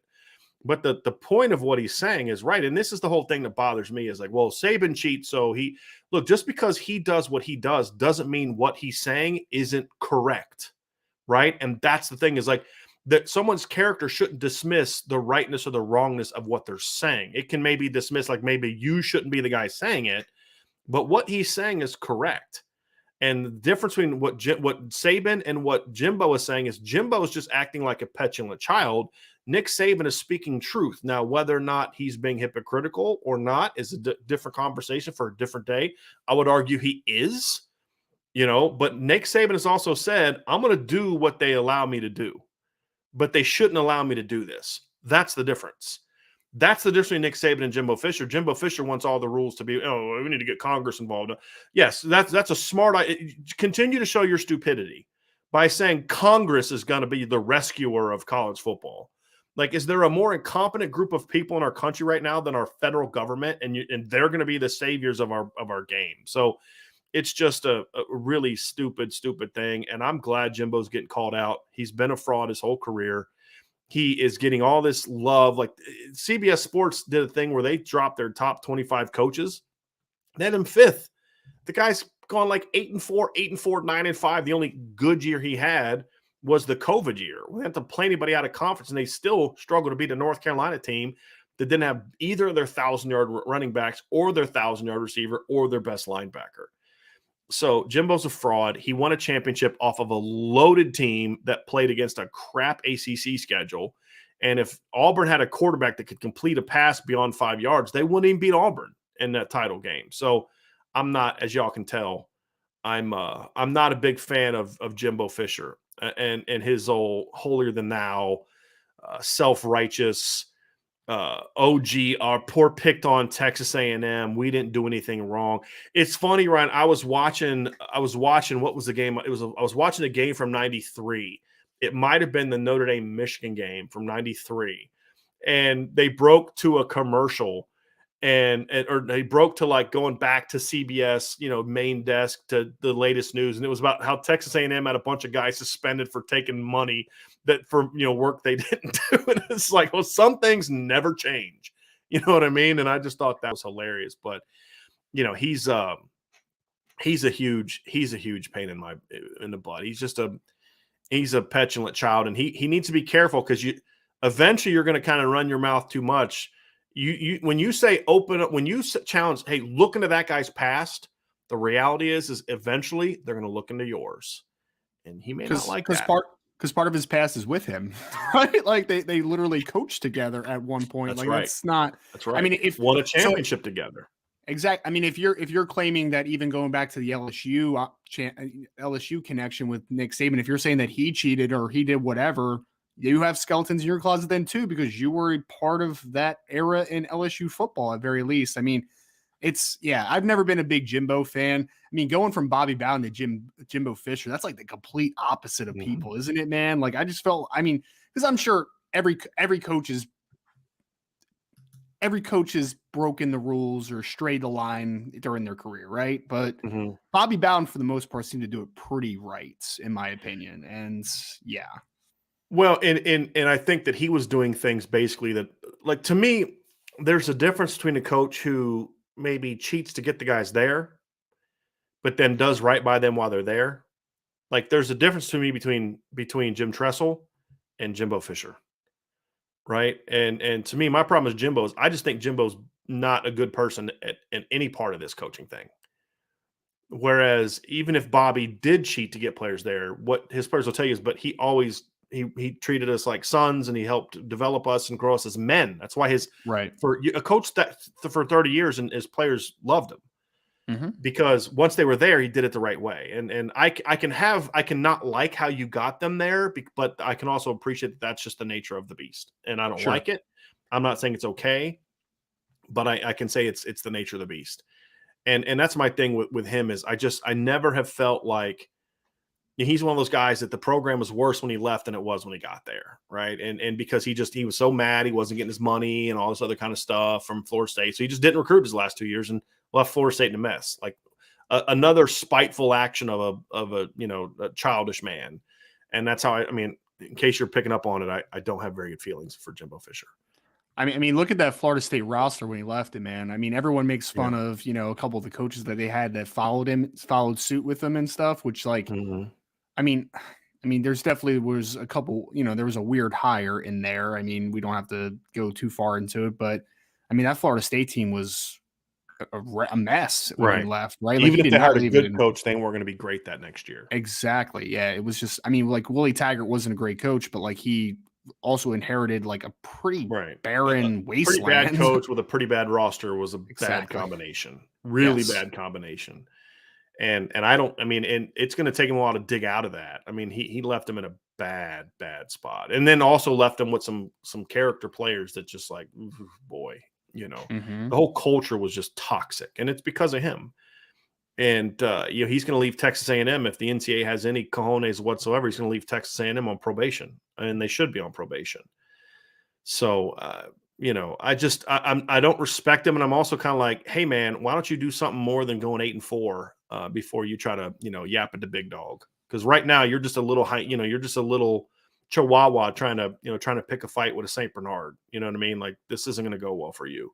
This isn't going to end how you think it's going to end, right? No matter what the national media says and does, to jump on Jimbo's great, he's calling out Saban, because we have this thing now in our country where like anyone who has success, we have to try to tear down, instead of like trying to help get others to be better, we got to tear down the guy that's winning. Saban he's going to punish Jimbo Fisher. Part of it, maybe this is just my bias, but if I'm a parent, do I really want to send my kid to a guy that's going to get on national TV and act like that? I wouldn't. My dad wouldn't. My dad would be like, I'm playing for that guy. Not that Saban is necessarily any better, right? Or No, he's it's a better, bad but he's look. not that much better. But at least he's got a more proven track record where it's like, okay, you don't win. You got all these 5 stars that never reached the draft status they should have gotten based on their star rankings, right? Mhm. And now you're going out on national TV and acting like a little baby and Yeah. cutting people off and with these insulting, oh, go look at that guy. But then when someone asks you a substantive question about collectives and all that kind of stuff, you just want to brush it off and move on. I don't know anything about that stuff. Let's get back to insulting Nick Saban. I don't want to talk about the substantive stuff. I don't like that. No, because he talks many miles an hour. Like, I don't want to talk about blah, blah, blah, and then let's go back to throwing insults at Nick Saban because I'm a child. That's basically what Jimbo Fisher did today. And I'm not gonna lie. Look, I'm gonna take my Irish breakdown. I run the site and professional thing. I'm gonna put this on the side. I'm gonna put my Notre Dame fan hat on. I'm glad to be a Notre Dame fan today, and I'm glad to have a guy like Marcus Freeman as the head coach and the guys he's hiring the staff. Because it's just like there's no way Marcus Freeman would have. If Nick Saban would have tried to call Marcus Freeman out like that, Marcus Freeman would have responded, but it would have been completely different. It would have been like, hey, look, we stand by what we do here. And, our focus isn't on that person. Our focus is on doing what we're going to do. We're going to keep doing what we're doing. And we're going to, and it would have been calm and rational and all this other kind of stuff. It's like, okay, it's nice to be part of that program, like, and not have to worry about your head coach saying something stupid or ignorant or acting like a child. One of the worst things he said too was, I think someone asked, like, have you talked to Nick Saban? And Jimbo said something like, he called me, and I'm not going to answer though. That bridge is done. We're done. I'm like, guys, we're done. What are we doing? How old high are school? we, man? Just break up with your high school girlfriend? Like, what are you talking about? We're done. I'm blocking his number. Like, what is happening, man? Yeah, it was childish. It was very, very, very childish. So, oh man. I mean, and you, as soon as Ryan, I don't know what your thoughts were as soon as you saw the as soon as you saw that he had a press conference, what's your immediate reaction? I mean, I kind of assumed that he was going to be childish with it, to be honest. Like, it's just such a.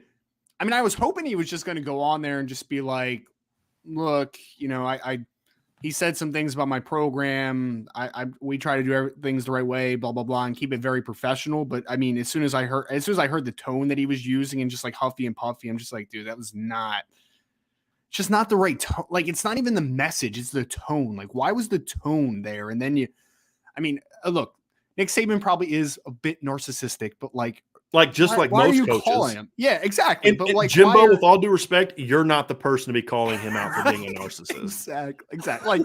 Why are you name calling in general? Like, it's like Brian Kelly making somebody else's fake accent. You know what I mean? It's like Brian Kelly criticizing someone for not being a good recruiter. You need to look in the mirror first before you start. I'm sorry, I just had to say that.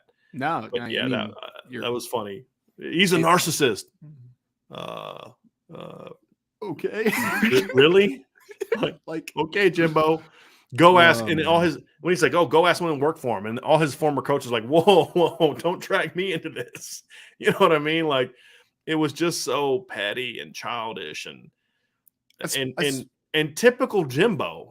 Yeah. Like, you had said you hoped he would say something else, but I mean, deep down, I think you knew he was going to act like this. Yeah. No, I knew. I mean, you've heard him have his quick reactions and his little, like, his voice gets really high and he starts talking really fast. Like, that's kind of his thing, right? But I mean, also, like, I thought that, like, you had an opportunity to be classy with your rebuttal here, or your conversation, whatever. And also, it's the fact of, like, whether you like him or not, shouldn't you have a little more respect for Nick Saban as far as like what he's done? I mean, aren't you trying to emulate that success, right? I mean, like, I don't know. It's just and that was the thing that I thought got real childish. Is if you want to rip him for his comments and the inconsistency of his actions related to those comments.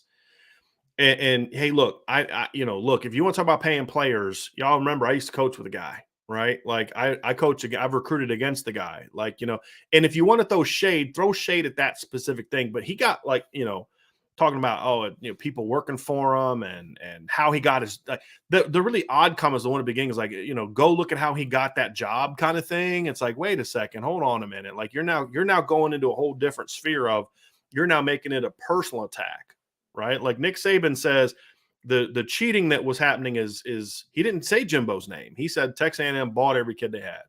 Well, with all due respect, you kind of did. He was being hyperbolic. Not every kid they got money, but most of the big time recruits they got money. And he's never hidden that. He's never denied. See, here's the thing. Jimbo has admitted basically to what Nick Saban said. Because before Jimbo did the whole, self-righteous thing where he called out Notre Dame and all these other things about getting players, he had admitted earlier in the recruiting process that this is all legal now. He admitted that they were buying players. And then he started to catch some heat for it and was like, whoa, hold on, I got to deflect now. So let me talk about, let me take a shot at someone from Notre Dame that let me do this. Let me get all indignant and self-righteous about it. Right. When I've already admitted that I've done what everyone has accused me of doing, but it's legal now. And so that was the funny thing is he got mad about Nick Saban accusing him of buying players when Jimbo has admitted in the past they bought players, which is why he said today, he never said we did. I mean, he said, what did he might have said bought at one point. He kept saying, cheating. He kept talking about cheating. Nick Saban never said cheating. But if you think that you got these players just because of the hard work of your staff, you're lying to us. And anyone that has any intellectual honesty and integrity in doing their job should be willing to say that. And that's the funny thing is, but he should have kept his emotional criticism to what Nick Saban actually said. He made it personal. Nick Saban's attack was about the way that A&M's going about doing their business on the recruiting trail. Jimbo today got personal, and that's not going to go well for him. When you're representing a program and a lot of people, right? Like, why are you taking it to a personal level? It's about if you're really self-righteous and you love your program, right? This is about your program. Why are you making it about yourself? It was a one-on-one battle with Nick Saban. It had nothing to do with Texas A&M football at that point. Nothing to do with it. It was his hurt feelings. You're absolutely right, Ryan. It was his hurt feelings. It wasn't about defending his program. He threw in a couple, our guys work hard. It wasn't about that. It was about my feelings are hurt and I'm insulted. And because of that, the narcissist that I am, I have to clap back. Right. And that's what it was. And it was pretty absurd and pretty childish and pretty petty. So, and I don't think it's good for the game. It's entertaining to a degree, but as a fan, and I responded to several things that he said, but I was kind of disgusted by it, to be honest with you. I don't think it's good for the game. I don't think having two of the biggest names in college football going at each other like that is good for the game, especially since the reason that it's not even like if they were talking football,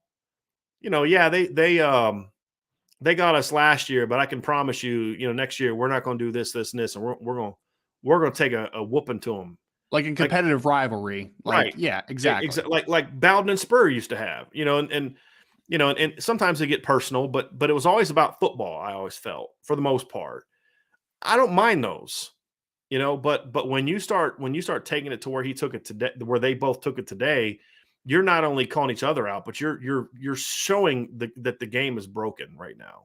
And that's the sad thing about it is because what Nick Saban said last night, you can disagree, that you can be upset with him about the fact that, okay, you're saying this, but you're one of the blatant cheaters. You can say that and that's fine, but that shouldn't dismiss the fact that what he's saying is true.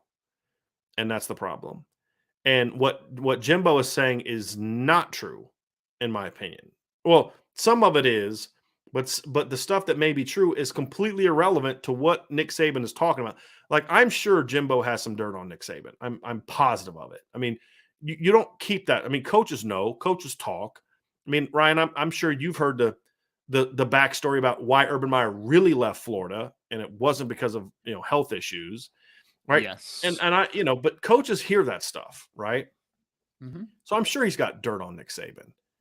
But Nick Saban didn't throw dirt on you. I'm sure Nick Saban has dirt on Jimbo Fisher. And this is why I think Jimbo's going to regret opening up that can of worms.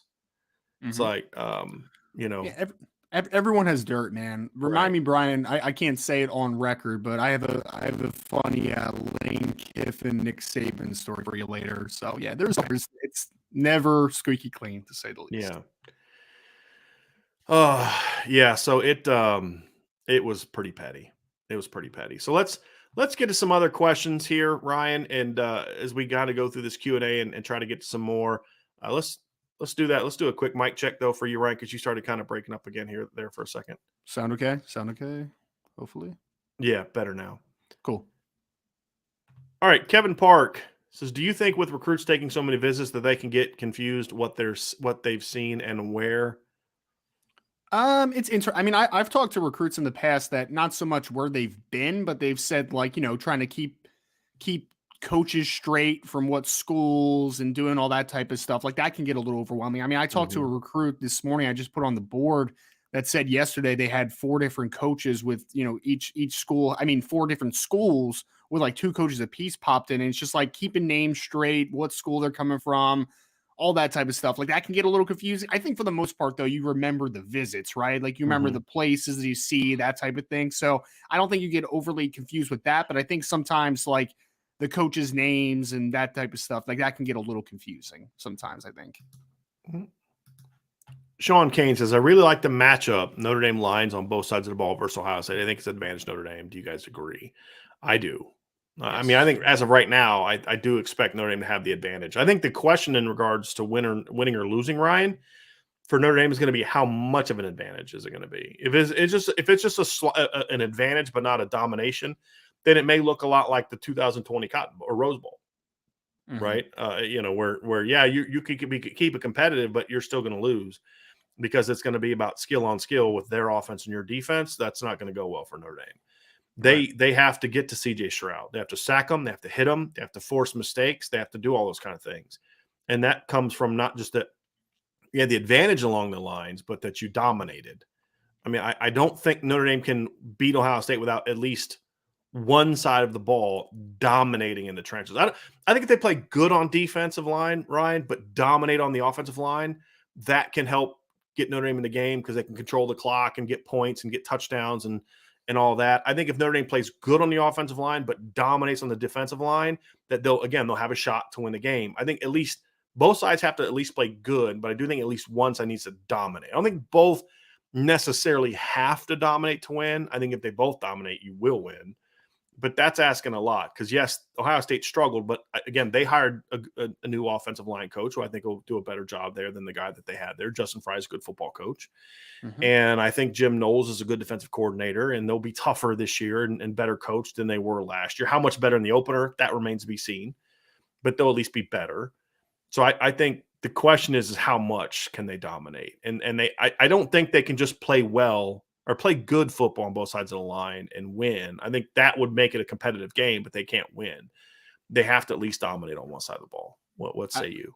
Yeah, no, I agree for the most. I think the thing that makes it a little bit tricky is I think Notre Dame has a clear advantage from their defensive line versus the offensive line because I agree that Coach Fry is a really good offensive line coach, but it is in the first game. So you would expect, obviously, there's still things that need to get worked out, and Paris Johnson is going to be moving over to left tackle for the first time in his Ohio State career. So, I mean, Isaiah Foskey should have a big advantage, and the other defensive ends, honestly, should just have a big advantage over those offensive tackles in general. Inside, I think that the quickness should give Ohio State a lot of fits too. So I think the defensive line has a big opportunity to dominate that football game, to be honest, against the Ohio State offensive line. The other side's interesting because that would be the one where I would kind of say, Notre Dame's offensive line needs to play a lot better. They have the tools to do it. They have the talent to do it. But then you're going against an Ohio State defensive line where there's a lot of names, like Zach Harrison, JT, and Sawyer, and all those guys. Like, they're talented football players. The Williams kid, the defensive tackle from last year. But the one thing about them is they underperformed last year, and they didn't make any changes on the defense as their defensive line coach, right? Like, Larry Johnson's still there. So are you expecting them to be that much better, or is it just going to be kind of another struggle? So it's going to be an interesting conversation. But I think Notre Dame should have the advantage on both sides of the ball as far as the offensive line. To the degree, I think Notre Dame's defensive line has a bigger opportunity to dominate compared to their offensive line, but I think they do have advantage on both sides of the football there.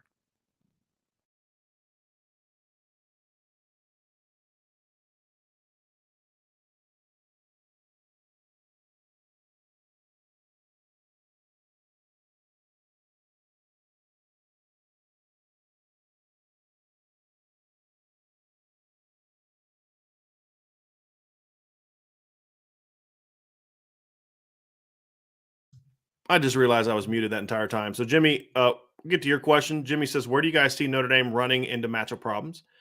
It will be tough to control their wide receiver group, but what else? I think Notre Dame controls both lines' thoughts. So, I think for me,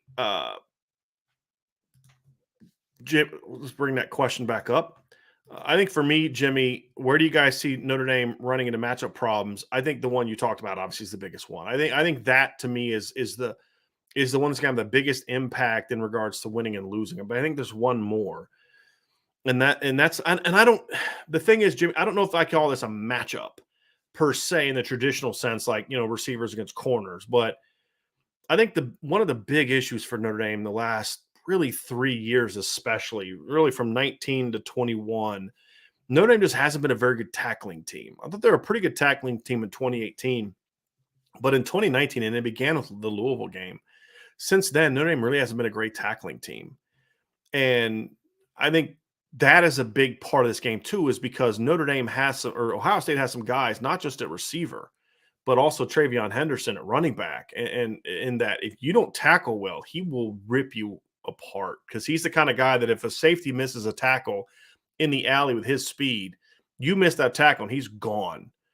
And so I think that's a big issue in my opinion as well. So, for me, that's where when I look at this game, I say that's a big concern for me, but I don't view that necessarily as a matchup. And we'll dive even further into that as we get closer and closer to the game. But that's another one. I think when I look at the Ohio State offense against the Notre Dame, the Notre Dame offense against Ohio State defense, I think the matchup that I'm concerned about is going to be up the middle. And look, Ohio State doesn't have a great defensive line, but there are some talented players there. And I think you're going to see some third down situations where Zach Harrison moves inside against Notre Dame's guards and maybe centers. And I think when you look like Teron Vincent's back and some of the guys they have playing up the middle, they lost Haskell Garrett and Antoine Jackson, but Teron Vincent's back. There's some other guys that are back that if they're coached well and Notre Dame's interior line doesn't play well, it could create some problems for the Notre Dame offense. And so I think the interior Notre Dame offensive line, until they prove that they're ready to go and kind of on fire, that's still going to be one of the matchups that I'm a little bit more concerned about, Jimmy. So very, very good question. All right. Gavin Harden with a super chat. Thank you, Gavin. Does Jim Knowles' arrival at Ohio State hurt or benefit the Irish more when you consider that's the last defense Notre Dame played last year and didn't struggle, but also saw Notre Dame's offense most recently? Well, the thing is that Jim Knowles is going to see Notre Dame's offense no matter what. But the difference is that he didn't coach that game, so he didn't actually study the Notre Dame offense. Like basically Notre Dame they study Jim Knowles' defense, right?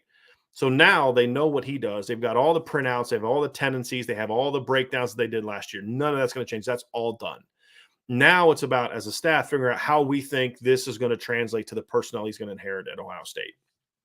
Whereas Jim Knowles didn't do the breakdowns for Notre Dame. I mean, he left pretty early in the process of bowl prep. So I don't think he kind of got there or was there long enough to really dive into it to the same degree that Notre Dame dove into his defense when they were prepping for the ESTA Bowl. So I think in that regard, it helps Notre Dame, but it's not like this huge advantage because they're going to get caught up over the summer. It's not like they play in a week and there was a change, or they've got it's game 4 where they got to prepare for 3 other teams first, then Notre Dame. I mean, they're going to have the whole offseason to prepare for Notre Dame too. So, well, I do think there's certainly an element of uncertainty with what Notre Dame is going to be, especially with Notre Dame. I think the bigger uncertainty is more going to be about the Notre Dame defense compared to the Ohio State offense, because there's way, way less film of what Al Golden does as a defensive coordinator compared to what Notre Dame does. Because to me, I just feel like Notre Dame's going to have a little bit of an advantage, but Ohio State will have a good idea on what Notre Dame was last year. Will they be able to figure out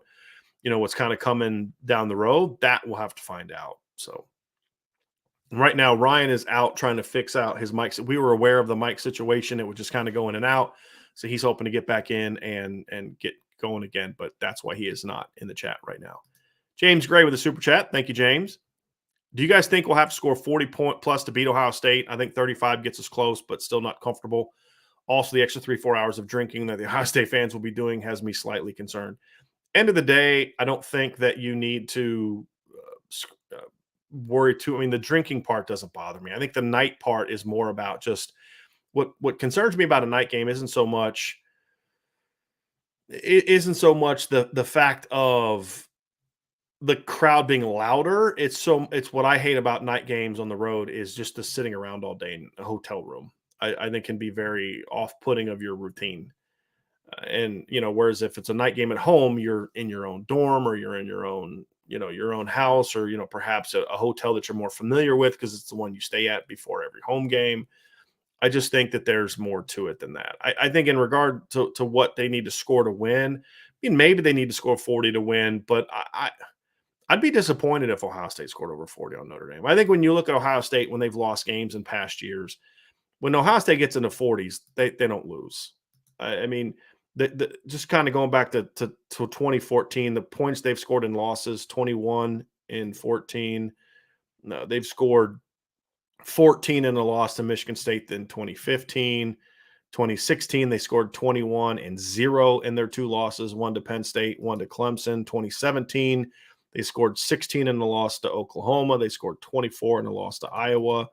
2018, they scored 20 in a loss to Purdue. 2019, they scored 23 in a loss to Clemson. 2020, they scored 24 in a loss to Alabama. And then last year, they scored 28 in a loss to Oregon and 27 in a loss to Michigan. So if you're going to beat them, it's because you're making stops. I don't think you're going to be able to beat them in a shootout. You have to make stops, and you have to make multiple stops. And I don't think you want to get into that kind of shootout with them. And Utah learned that last year. Now, the difference in the Utah game, if you remember correctly, is that Utah had, I mean, their secondary was shredded. There's one point where I believe it went down like this. It might have been 2 series later, but I thought it was a series later where Utah had a running back, and let me look up his name because his name is escaping me right now. Micah Bernard. Micah Bernard goes and scores a touchdown for Utah. They were so depleted in the second that the next series he got burned by one of the Ohio State receivers because they had to put him a corner. Because Clark Phillips was the only healthy DB they had really that played last year with any significance. So, of course, when you're going against that receiving core and you've got, a running back, trying to play corner in that game, that guy's going to win that battle. So I don't think they scored 40-plus points against a normal Utah defense. That was a pretty depleted Utah defense. But the point is that when you get into that track meet against Ohio State, you're playing into their game. The way that you beat them is to get them out of their game by getting a big lead, by either throwing off the timing of what they do, by running the ball on them. There's all types of different ways to do it. But as you saw, all the games they've lost going all the way back to 2014 are games they lost where they're held in the 20s. They haven't lost a single game that I can see going back during that time that they lost, at least, again, to 2014. I can go back to before then.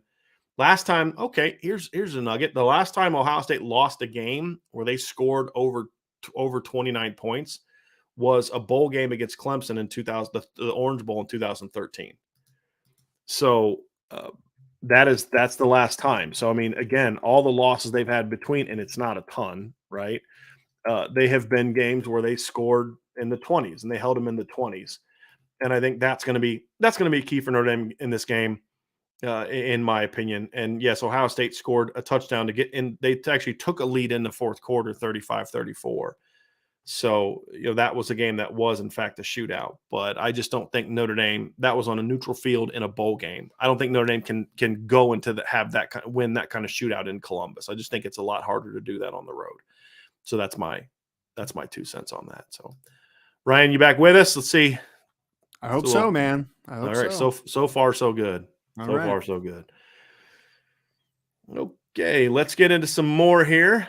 Got Byron Davis as the 2 key factors I see are: 1 is Tyler Buchner able to run the offense effectively, and 2 is the defense able to effectively adapt to the new coverage schemes in Golden's defense, which then has to lead to stops. So I agree with that, Ryan. I think Byron has a good point.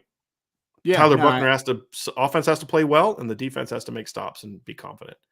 Yeah, it's one of those games where, I mean, with the offensive firepower Ohio State has, you have to be efficient. You have to play efficient football, and I think that's kind of the big key with Tyler Buckner. You have to be efficient and explosive. You have to create some big plays. You have to continue to, because even if you get into a shootout, you have to be able to score. And I mean, you have to score on every possession, in my opinion, to at least early on in this game and put pressure on them because they're a great offense, obviously. But in order for them to, because I mean, they do want to run the football. This isn't just like it's just a passing attack, right? So I think making them one dimensional and forcing CJ Stroud to beat you, which although sounds like a little bit of a reverse thing, like I would rather take the run game away, I think, and let our defensive line kind of pin their ears back a little bit, right? Like I think that's the best recipe for success, personally. Ryan, I think your point is I don't think Ryan Day hires Justin Fry because he wants to run an offense where they don't run the football. I mean, that's what Justin Fry is known for, is building good running attacks. And the fact is their ground game hasn't been as good the last couple of years. Now, they put up good numbers 2 years ago, but they didn't play anybody. I mean, the COVID schedule for Ohio State was embarrassing. It was a joke. And then they went and, Clemson couldn't run the ball that year either. I mean, so it's not like you went out and ran against them, but then you get into the game against Ohio State or against Alabama, the championship game, and you can't run the football. And, you go out and get blitzed pretty good, right? And last year they weren't a great running team. I mean, they could run against Tulsa and teams like that, but whenever they played a decent defense, they weren't good running the football last year, in my opinion. So, yes, I think that's the reason he made the move that he made. Ultimately, he understands you have to have a rushing attack to win a championship. You can't just go throw it all over the field. I think he understands that. And that's going to put them in position to be improved. It's just the question for this matchup, Ryan, is how quickly can they get improved? And I think that's the same question Notre Dame has. How quickly because they're both overcoming bad offensive line play from last year. Would you agree with that? Yeah, absolutely. The difference is Notre Dame has everybody coming back. Ohio State has to replace some guys. And that's the difference for me. Now, those guys they're replacing weren't that good, but they're still replacing guys.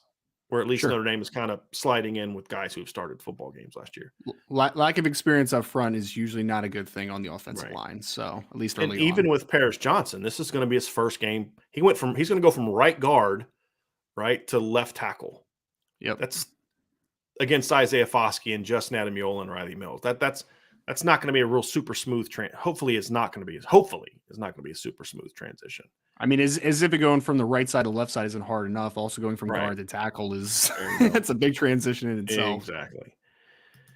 Jake Jedlika with Daya decommitting from Indiana. What are the odds he comes to Notre Dame? I'll just briefly address this one, Ryan. I don't believe that Notre Dame is actively pursuing Daya McCullough at this point in time. And I don't think the notion of the Suns following him to Notre Dame really makes a lot of sense because Coach McCullough has been very adamant that from the moment he got hired that his goal is to be a head football coach. And you convince your kids to come to Notre Dame when you may not. The odds of him being here for their whole 4 years is probably not great because he's been honest that he wants to be head football coach. And so look, things can change, but as of right now, I don't believe I don't believe his decommitment had anything to do with coming to Notre Dame. I think it's just about he only went to Indiana mainly because his dad was there. Now it's about him being afforded the opportunity to pick the school he wants to pick, right, where he would go otherwise. Not that there was anything wrong with him wanting to play for his dad. I totally get that. I would have wanted to play for my dad too. But that's, I don't know if that's going to be the case now. But we'll find out. Things change, but that's where I believe things are right now. DC Irish 1213 question. What game in 2022 do you guys think will be the most defining game of the year? This will include any of the 12 regular season games and postseason game, bowl game. Well, Ryan, for me, you've got to handle your business in the regular season before you can play a postseason game that matters, right? So, I mean, to me, I'm going to focus on the regular season. And to me, I think the most defining game of the year is not going to be the Ohio State game because it's going to be a very defining game to a degree, but the most defining game to me is still going to be either Clemson or USC. And I would say Clemson because Clemson, again, is one of those teams.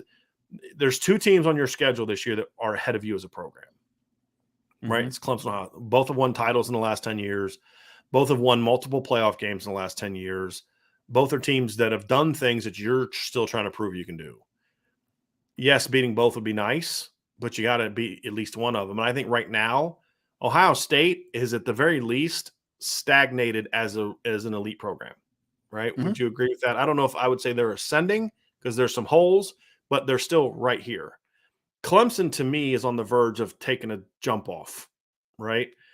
And they're while they still have a lot of talent and they're still a very dangerous team, this is not 2018 Clemson, right? And so this is your chance to supplant one of those teams and saying, we now are better than you. And no matter what the reason is that they beat Clemson in 2020 and then lost to Clemson, the reality is if you go out and beat them again this year, and maybe if you're able to do so in say convincing fashion, I'm not saying like a 30-point win, but a win where it's like it was clear, even if it was a 10-point game, it was clear you were the better team for 4 quarters. I think that would be a much more defining win for Notre Dame than Ohio. Because if you beat Ohio State and then lose to Clemson, what's the game everybody's going to remember? It's a Clemson game. If you lose to Ohio State but then go curb stomp Clemson or convincingly beat Clemson, that's going to be the more defining game in my opinion.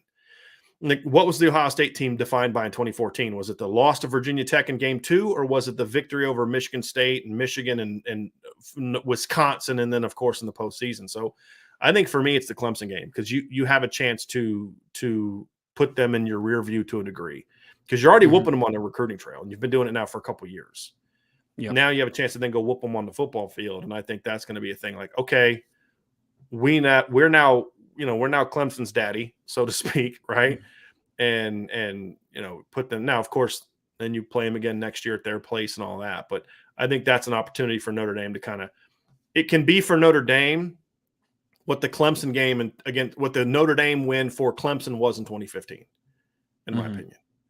Yeah. That's what I think. I circled those two as well, Clemson, USC. I really wish I would just have a better understanding of what USC is going to be at that point in the season. Like, I think that could change my opinion a lot.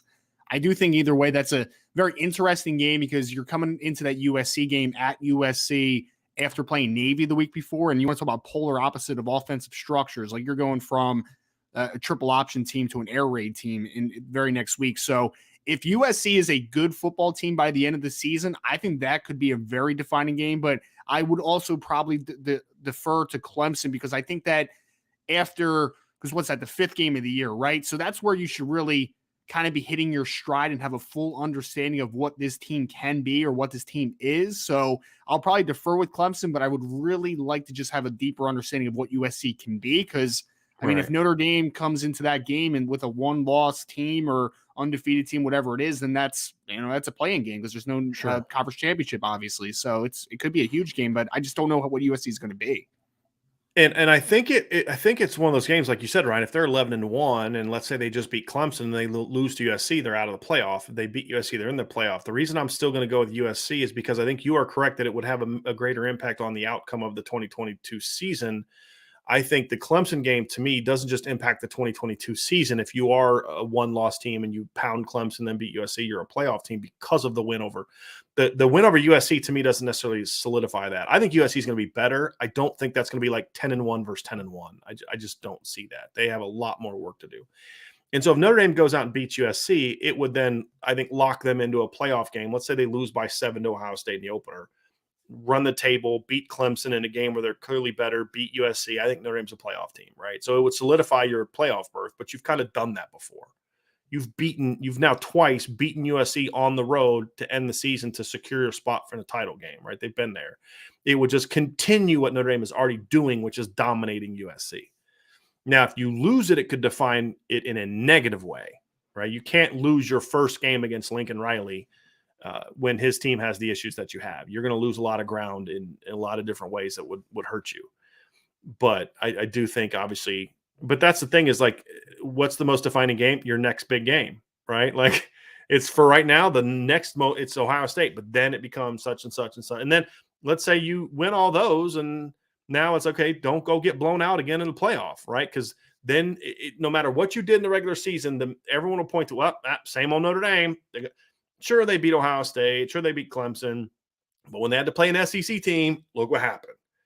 And, so it all builds on each other. But to me, the Clemson game, the reason I went with Clemson, Ryan, is because I think the only way you can pick just one game is to look at it more big picture than just how it impacts the season, because each of those is going to have a big impact on the season. I think the Clemson game can have a bigger impact beyond just that game and kind of say, hey, look, we've moved up a rung as a program compared to where we were. We now have Clemson in our rear view. So, I mean, maybe that ends up not being true, but I think you can make that statement, and especially make that statement on the recruiting trail. And I think that would help Notre Dame a great deal. Yeah, Jimmy McGill with a super chat. Thank you, Jimmy. New listener, but love it. Thank you for that. For us newbies, can you tell us what your live schedule is like? Is it a regular time on certain days? So normally our start time will be anywhere between 12:30 and 1 during every Monday to Friday. Sometimes when we're super busy or there's something going on, like yesterday, we didn't have a show, but it's not a normal thing for us not to have a show, but we normally have an afternoon show. But Jimmy, that's why you need to hit that notification bell after you've hit subscribe, because that will give you alerts that let you know when we are going to go live. Because sometimes we'll go live at a different time if there's going to be a commitment. We're going to, do some live shows and things along those lines. So we have a lot planned, a lot going on. That's why you need to hit that subscribe button. But we appreciate the fact that you're with us and that you're a new member, and hopefully we can keep you for a long, long time. John Ed with a super chat says, I can't wait to hear Brian Kelly chime in on this after losing to Alabama and A&M. He found his new excuse for why he can't win the big games. I can't wait. He's like, well, we just don't have the resources that those teams have. What do you – I know we haven't talked about this much, and it doesn't really matter for us that much as like covering Notre Dame, but – I'm just curious what LSU is going to be next year. Like, do you think they're going to be bad? Are they going to be a bad football team next year, you think? I'm just really, in my mind, it's kind of playing the hypothetical. Well, I'm looking at their schedule, and I think it all depends on the opener. And I think it all depends on the opener against Florida State. Let me pull up LSU's schedule. Because if they beat Florida State, they're probably 4-0 before they go play at Auburn. I don't think Auburn's that great. I'm not super high on Auburn right now. Auburn's a mess, man. They're a mess right now. So all of a sudden now you win a road game against Auburn, go 5-0, and you got all this positive vibes going, right? And then you got Tennessee at home, and then you play. That's when the schedule ramps up, right? Like then you play at Florida, home against Ole Miss, bye, home against Bama, at Arkansas, home against UAB, at Texas A&M. Tennessee could be a tough game too. Tennessee could be a tough game. Tennessee could be a tough game. Florida will be a tough game. Ole Miss could be a tough game. I mean, all their UAB is not going to be a cakewalk, especially if LSU is struggling. Because I mean, Ryan, UAB's turned into a really quality program for that level. Yep. Now LSU should smack them if all things are right, but if they're struggling and they've lost confidence as a program, like we've seen at times in the past, not just from Notre Dame but other programs, when you start struggling, then anybody can beat you. I think that can make it dangerous. So here's my point, Ryan. If you lose the opener to Florida, all of a sudden those seeds of doubt will creep into kids' heads who have been dealing with that for 2 years, right? And how much healthier are you going to get emotionally with home wins over Southern Miss, New Mexico? And I don't think – and if you lose to Florida State, then all of a sudden that Mississippi State game at home doesn't become a cakewalk, right? Like Mississippi State with that offense that they have, it's like it's some weeks it looks like $1 million, and other weeks it can't complete a pass and can't move the ball. Do you remember that one year they had KJ Costello and he threw for like 500 yards against LSU? That opener? Yeah, it was like, what's it, 2019, right? Or 2020? I think so. 2020 maybe, yeah. 2020, the COVID year. Threw for 623 yards in a win over LSU, and then the next 2 weeks later they go for 295 against Kentucky, and then the next week they're 217 against total yards against A&M. Then it's so weird. It's such a weird offense. But I'll say this. Year 2, they were a lot more consistent offensively. Yeah. They weren't great, but they were, 35, 24, 29, 25, 26, 45, 31, 28, 43, 55, 21, and then 7 in the bowl game against Texas Tech, and then 9 against Bama were the anomalies. Yeah. So, if you've got that doubt of a Florida State loss in your head, Ryan, then all of a sudden that Mississippi State game, and then it starts to snowball, right? Mm-hmm. But if you can beat Florida State, that's a good sign. It tells me that the program is in a little better shape than maybe they were. It tells me the quarterback situation has worked itself out, that the offensive line situation has worked itself out. They're not terrible on defense anymore. Because I do think one of the hires that Brian Kelly made that I thought was really good was the defensive coordinator, was Matt House, right? Is his name? I think his first name's Matt, correct? although that was a good hire from everything I've heard about him and what he can bring to the program. I think, Mike Denbrock's a solid coach. Sure. He made some decent hires, right? But if you lose that Florida State game, then all bets are off after that. There's only 2 teams on the rest of your schedule that are no doubt wins, and that's Southern and New Mexico. Every other team on that schedule can beat you, and so I think they need to get going early to have the confidence to keep playing, because Brian Kelly's not fun to be around when things aren't going well. I'm sure. And those kids don't have. And here's what Brian Kelly's going to learn: you being an a-hole to people worked at Notre Dame because kids cared more about getting that degree from Notre Dame than they cared about, like, okay, I'll put up with you being an a-hole because I want that Notre Dame degree. And I'm not making that up. That's stuff I've been told at least a dozen times. Okay. At LSU, what's keeping them there if you're being an a-hole and they're not winning? Nothing. And, it's going to be painful. So he needs to win early, in my opinion, because look, in November, that's going to be a brutal home against Bama, at Arkansas. Arkansas is going to be a good football team this year. Home against UAB, that's going to be easy. And then at A&M, that's not going to be easy either. That's going to be a tough finish. It's going to be a real tough finish. Yeah, Arkansas is going to be a good team this year, by the way, I think. And they're going to be physical. At Florida, it's not going to be a cakewalk. And that's the thing is you can't lose in year 1 to the other new coaches. You can't. Like, it's one thing to lose to a Mike Leach who's in year 3. Hey, they're a couple years. You can't lose to Florida. Yeah. Maybe that's just me, Ryan, but you can't lose to Florida. And it's at Florida. I don't disagree. I actually like their coach that they got, though, from Louisiana. Yeah. He's a good coach, Napier. I think. But for the trajectory of your program, I think winning in the Swamp would be obviously huge for them, to say the least. And that's where I'm coming from. Like, it's about recruiting. Look, it's at the Swamp. That's never an easy place to learn. I know that they stunk last year, but they're 2 years removed from playing for the SEC championship, right? That's the thing is Mullen didn't suck until the year he got fired. They were a decent team the couple years before, right? Then they have an Orange Bowl win against Virginia the year before that. Dan Mullen has a real negative on him now because of that last year, but that was the best Florida had been in a few years, honestly, his first couple years there. Right. It was strange, like, the way it ended this year with the 6-7 record, but again, 8-4 the year before with an SEC title berth. 19. Yeah, it was 19. They played Virginia in the Orange Bowl. It went 11 in 2019. They went 11-2. Yeah, Kyle Trask had a good year that year. Yeah, 10-3 the year before that. Destroyed Michigan in a bowl game. So yeah, you're right. And then of course before that he inherited a 4-7 program. So I don't know. I don't know what happened to make him go from 10-3, 11-2, 8-4-ish, but playing for an SEC title to fired the next year.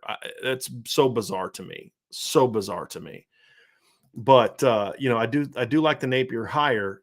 But the point is, that's still a team that gave up 52 points to Samford last year, not Stanford, Samford last year. That's still a team that got their butts kicked by an okay US. You got your butts kicked by Gus Malzahn in a bowl game. Okay, that's not good. That's not a good roster. And as bad as LSU's situation is, they got a better roster, in my opinion, than Florida right now. So you go on the road and lose that game, it's like, well, looks like Florida made the right hire. Well, whether that's accurate or not, the perception matters, man. And the point where I'm getting to, Ryan, is recruiting. It's going to matter in recruiting. You and I can look at it objectively as Dan say, look, it's at Florida. They're both, they're both rebuilding program, blah, blah, blah, blah, blah. This is why it's understandable they lost. But to 17, 18-year-old recruits, that's not going to matter. You're both first-year coaches. They beat you, right? So why should I go play for you? When I went and visited your campus, all your players hate you. That stuff's not going to fly at LSU the way it did at Notre Dame. It's just not.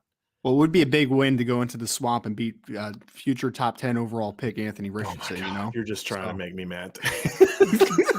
So absurd.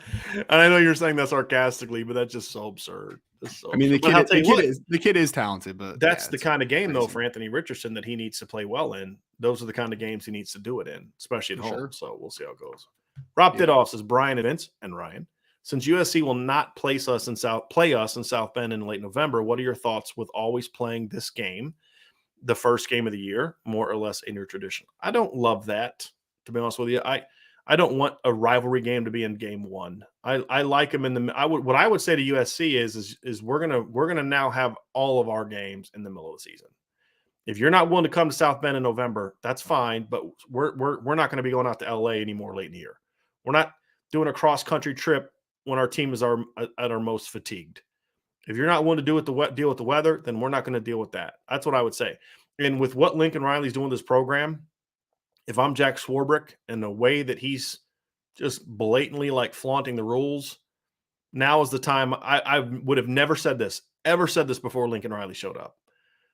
But I would actually not be upset if Jack Swarbrick got to the point where it's like, look, you're gonna play this game like that. You've destroyed the tradition of what makes our situation great, and we're going to figure something else out. Or use that as leverage, like, hey, you know what? We're okay getting out of this rivalry. With what's going on, we're okay getting out of this rivalry. I think USC needs Notre Dame a lot more than Notre Dame needs USC. Is kind of the way I look at it. And so I'd say, look, we're gonna move all the games to the end of the year. And if USC says no, it's okay, fine. And we're moving all the games in the middle of the year. And if USC says no, then say, okay, then we're informing you that when our contract expires, we will no longer play you. Yeah. And I know a lot of people are not going to like that. Are not going to like that because it is a great rivalry. But I used to have respect for USC's program. But with what Lincoln Riley's doing right now, I've lost it all. And I really don't have a great desire, Ryan, in my opinion, to see that rivalry continue if this is what it's going to be. Mm-hmm. So you have a chance to agree, disagree, share your thoughts on that, and also specific to the question.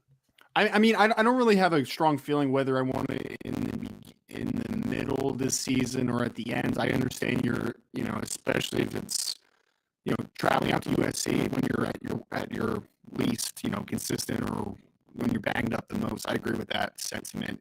I don't like it I don't like it as the opener, just because I don't know if it's just me, but like I kind of like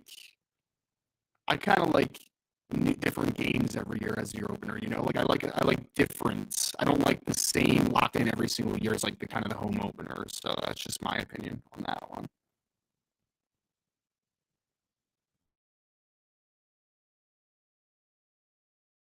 Your mic is out again. So, yeah. The Spanky with a super chat. Appreciate that. That was from earlier. I wanted to bring that up, but I want to get there. The last few questions here before we get out of here. Let's see here. I think Brandon, did we pull that up? Was that one of the ones we brought up earlier? Do you think the fact Jim Knowles personally didn't call the Fiesta Bowl game against Notre Dame will benefit Ohio State or Notre Dame more in week one? You kind of addressed this earlier, Brandon, but I did want to bring your super chat up. It was someone else who asked that question, but I did want to bring that up.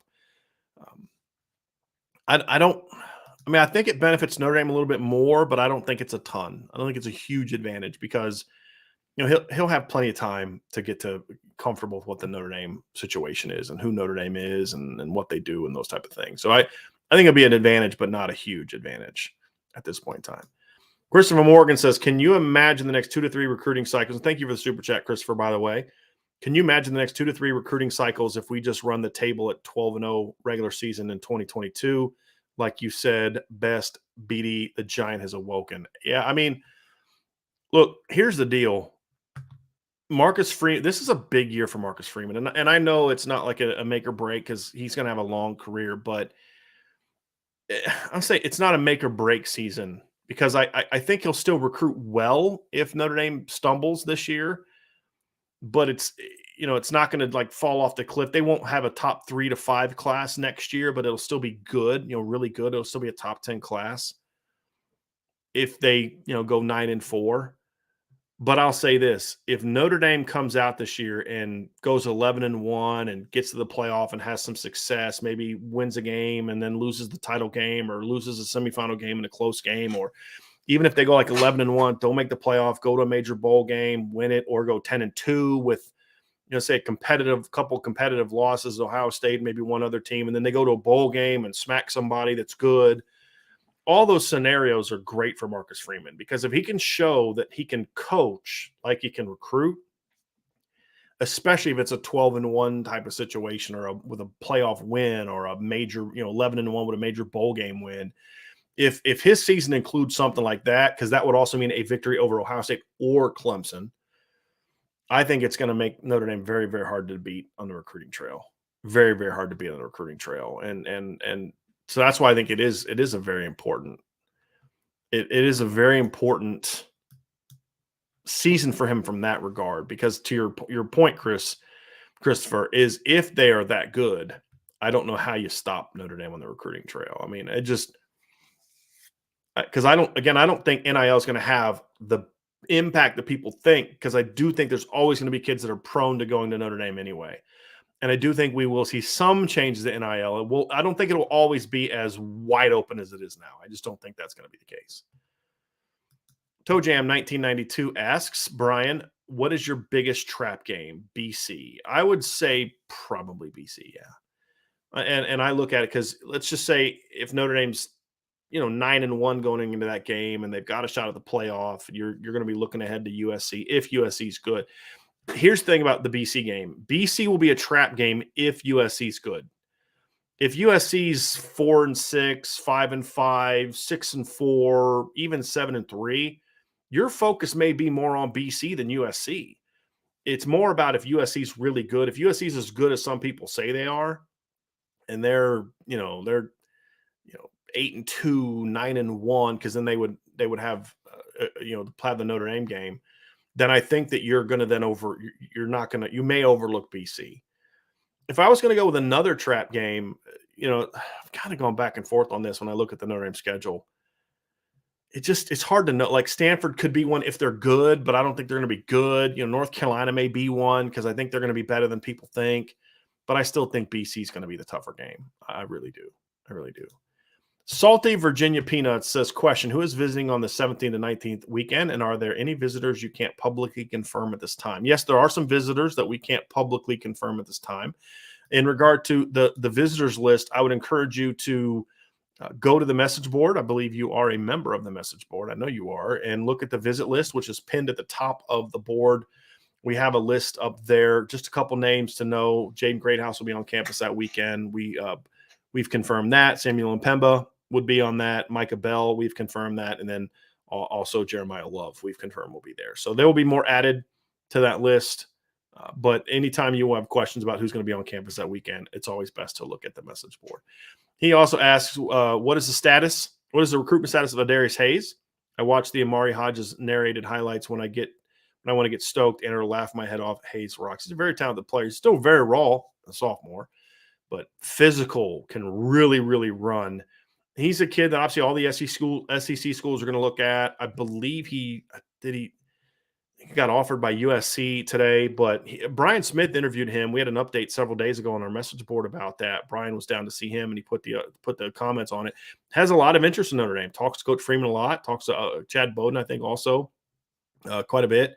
And he's a top early target for Notre Dame, and he seems to like him. He visited Notre Dame in the spring. I think it was for the Blue Gold game. I believe he was on campus for the Blue Gold game. It may have been a different weekend, but he was on campus since Marcus Freeman's been head coach, and he's already talked about he wants to come back for a game this fall. So they're in that one, but it's going to be tough to get him out of the South. But at this point in time, I don't put anything past this coaching staff when it comes to going after top recruits. Ben Tarnowski says, do you think it would be better if the team ascended throughout the year, potentially making them a different team by the end of the year? This kind of went back to, I think, the discussion of Notre Dame losing the first game, getting to the playoff. I mean, look, if they ascend, but they have to dominate people. I think that's going to be the big key to that.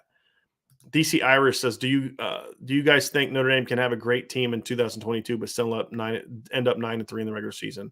No, I don't think so. I don't think they can have a great team and be 9-3, because a great team isn't going to lose to the teams that are on the schedule.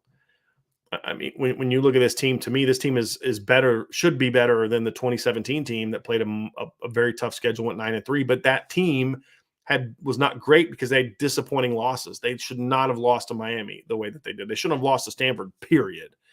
I could somewhat live with Miami in a close game because they were a decent team that year. They hadn't lost a game yet at that point in time. They didn't lose a game until a week later. They lost to Pitt and Kenny Pickett. But it's just the way that they lost. I mean, they weren't a great team because they lost games they shouldn't have lost. There's not 3 teams on Notre Dame's schedule this year that have better players. And to me, if you're a great team, you don't lose more than one game to a team that has inferior talent to you. And at best, there's two teams on the schedule that have equal or superior talent across the board at best. And I think we could have an interesting conversation about Clemson and Notre Dame. We'll see. I think it's at least debatable in my opinion, but there's not a third. And I know USC has talent, but USC, the gap in talent from Notre Dame and USC at the skill positions, if you assume that there is one on offense, Notre Dame has a significantly greater advantage at tight end, at running back, in my opinion, even though they got Travis Dye and Austin Jones. I think Travis Dye is a good back. I don't have a lot of confidence after that. Maybe take running back off the board. I still think Notre Dame has a better depth chart. Definitely better at tight end. Definitely better on the offensive line. Definitely better at defensive line. Definitely better at linebacker. And I would argue Notre Dame is also better in the secondary. So if you're going to assume that they have better wide receivers, which I think a lot of people would because of Mario Williams and Brendan Rice and guys like that, and they assume they're better quarterback, which people are going to because, Caleb Williams compared to Tyler Buchner, that's it. That's the only places I think Clemson or USC has an advantage talent-wise. And in some areas, the talent gap Notre Dame has is enormous. So I don't think you can be great when you're losing to teams that have less inferior players to you.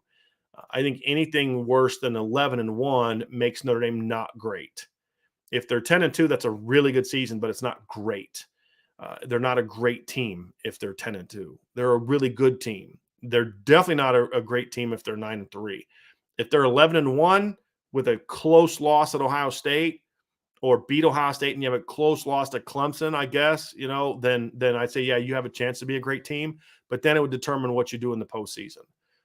Would be how I would go with it. Blaine Tiller says, if you had to pick, would you rather have the Clemson game or the BC game at home this year? I guess I don't really understand the question because they have them both at home this year. So, yeah, Blaine, could you follow up and let me know what you mean by that? Because they have them both at home this year.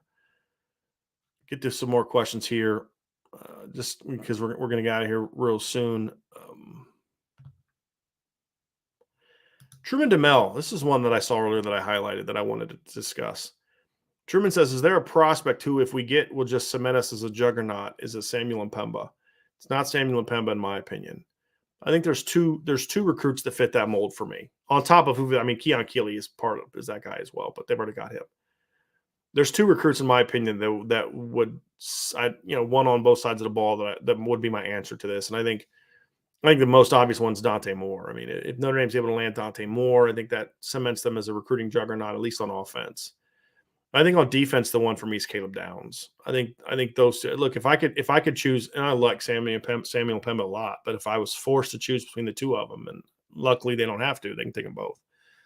But if I had to pick between the two, I'd take Caleb Downs. And you put him in the secondary with Peyton Bowen and Adon Schuler, and I'm feeling really good about that group. But also, it's just who you beat. You went into Georgia, you beat Georgia, you beat Ohio State, you beat Alabama. For that kid, that would be an enormous thing that would send shockwaves through college football. If Notre Dame was able to get a 5-star safety from Georgia who was being recruited by all those schools. Because remember, in Kyle Hamilton's case, Kyle was not a consensus 5-star recruit. He was ranked in the 120s, I think, something stupid like that from ESPN. Rivals had him in like the 60s. Only 247 Sports ranked Kyle Hamilton as a 5-star recruit. So, and when Notre Dame got him, he's a 3-star. And Ohio State and Georgia got on him after Notre Dame already landed him. This is different. Caleb Downs has been considered a big-time prospect from the beginning of this cycle, really taking off. So I think that would have an even greater impact, in my opinion. There's no doubt about that. Jimmy McGill says, if Notre Dame is tight end U, can you talk about which school is the U for each position? You know what, Jimmy? We're not going to do that during today's show because that would be an entire show to itself. I'll tell you what. I'm writing that down. Got my little notes here. And I think that would be a fun show. I think we could talk about who is currently the position group U and what Notre Dame needs to do to get there. I think it'd be a fun show. So that's a great summer idea. Great summer idea. So I just wrote that down. And as I always say, we will take all the credit for the great idea of that show when it comes time. And I'm kidding. Okay. All right. Let's see here. Nothing Personal says, what do you think makes DJ Uiagalelei struggle more than Trevor Lawrence? Both were 5-star prospects, but Lawrence clearly seems like he's the better QB. I think this is exactly why you don't focus on recruiting rankings. I mean, the reality is that just because a guy's ranked higher doesn't mean he's a better player. I mean, that's the reality of it. Is just because he's a 5-star doesn't mean. Look, he was never the quarterback Trevor Lawrence was. I don't care what his ranking was. He was a raw player. He's more of a baseball player than he was a quarterback as far as how he threw. He's got a very strong arm. He's never overly accurate. He always played on the best team on the field. And I don't think he has the intangibles that Trevor does. He doesn't have, I mean, his arm is strong, but so was Trevor's. He's not the runner Trevor was. He doesn't have the touch Trevor does. He doesn't have the accuracy that Trevor did. He doesn't read defenses the way that Trevor did. There's just nothing about him other than his size. Like, he's a big, strong kid. That's better than what Trevor Lawrence was. I mean, that's just the reality of it. So it's hard for me to compare them because really there just wasn't any. And this is why, not all stars are equal. Trevor Lawrence is a 5-star. Another guy's a 5-star. They're not the same player. Cade Klubnik is a 5-star. I mean, he was my number 1 quarterback in last year's class, but he was not in the same stratosphere as Trevor Lawrence was as a prospect, because Trevor Lawrence was just a generational type of kid. And I also don't think the talent around him is good either. I mean, Trevor Lawrence was throwing to his freshman year Justin Ross as a freshman, and T. Higgins and Hunter Renfro and Amari Rogers, and he had Travis Etienne in the backfield and a veteran offensive line, and DJ was surrounded by none of that last year. I mean, they weren't nearly as good as that 18 team anywhere. So when you combine the fact that Trevor's just better with also the fact Trevor had a way better team, you're going to see him have a lot more success. And just for the record, we just bought Ryan a brand new mic a couple weeks ago. It's not a mic problem. He's having some internet connection problems. That's the problem. So that's what we have to get fixed. All right, let's see here.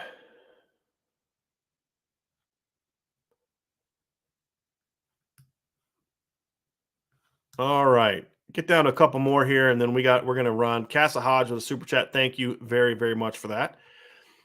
Says, hey, Brian, how confident are you today with Christian Gray going to Notre Dame compared to weeks past? My confidence level hasn't really risen. I think there's different people kind of view it differently, and there's other people that are a little bit more confident than I am. I think Sean, for example, is more confident than I am with Christian Gray. I think Notre Dame's got a puncher's chance. I think that June 10th weekend could be important for them. I think getting him and his mom on campus, because I know from talking to different sources, mom likes Notre Dame a lot. I think Christian right now likes LSU more.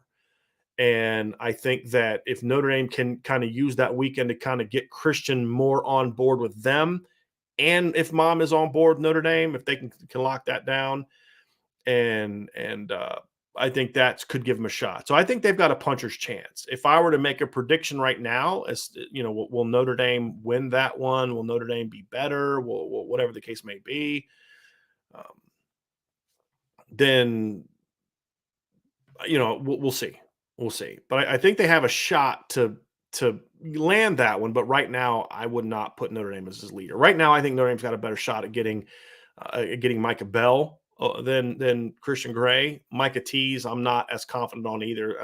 To get the 2 top cornerbacks, they're going to have to, in my opinion, come from behind to beat one of those. Somebody for Micah Tees or beat LSU for Christian Gray. To get that second top corner, that's the route I would go on that one. And then Blaine did respond. Thank you for the super chat, Casa Hodge. Blaine did ask the follow up. So if you had one on the road and one at home, which would you prefer, Clemson or BC? I'd always rather play the better team at home, and I think Clemson's a better team than BC. And I think BC is going to be better than they were last year. I still don't think they're going to be as good as Clemson. I mean, Clemson's down year last year was still a 10-3 season in a game in which they lost the eventual national championship by a touchdown, and the touchdown difference was a defensive touchdown. So, I mean, Clemson is still good. I just don't think they're the team that they were a couple years ago, but they're still very good. And so I would much rather get them at home and continue to knock them off their pedestal. Then next year, maybe you knock them down even more. It'll be a little easier to beat them on the road next year when Notre Dame has to go to Clemson next year. But this year, I mean, look, BC is going to be a tough matchup, but I think Notre Dame beats BC no matter where they play. And as a matter of fact, honestly, Blaine, now that I kind of process through your question, I actually think Notre Dame would be more locked in for BC if it's a road game. I think sometimes when you play that kind of, trap game, it's better to have it on the road because you're more locked in. And I think the other aspect of this being senior day at Notre Dame, Phil Dracovic is coming back. George Takis is coming back. There's going to be that emotional aspect for them. It's just one of those matchups like just makes you a little bit nervous. But I don't think that happens if it's now they've got the emotional kind of, thing, because Notre Dame hasn't been great on a lot of senior days. And now it's, if it was their senior day, second to last game of the year, you're on the road, you're locked in, you got to focus up and get ready for this team. I think that would even be better for Notre Dame. But Clemson, I would always want to play at home in that situation. There's no doubt about that. All right. Okay, that's going to be it today for today's show, everybody. I apologize for the technical problems that we had. I know I lost my signal, went down a couple times. I haven't had that issue for a couple weeks, but my internet went down a little bit today. Ryan's was a little jacked up today, so we do apologize that the sound wasn't always great. But we got a super chat from John F that I missed. If you could create a new rivalry game for Notre Dame that is played yearly in a home and home format, but it has to be an SEC team, who would you choose? That's easy for me. That's Tennessee. I'd love to see Notre Dame and Tennessee have a rivalry game. I do. And it's not for any negative reasons. I mean, look, again, I became a Notre Dame fan in 88.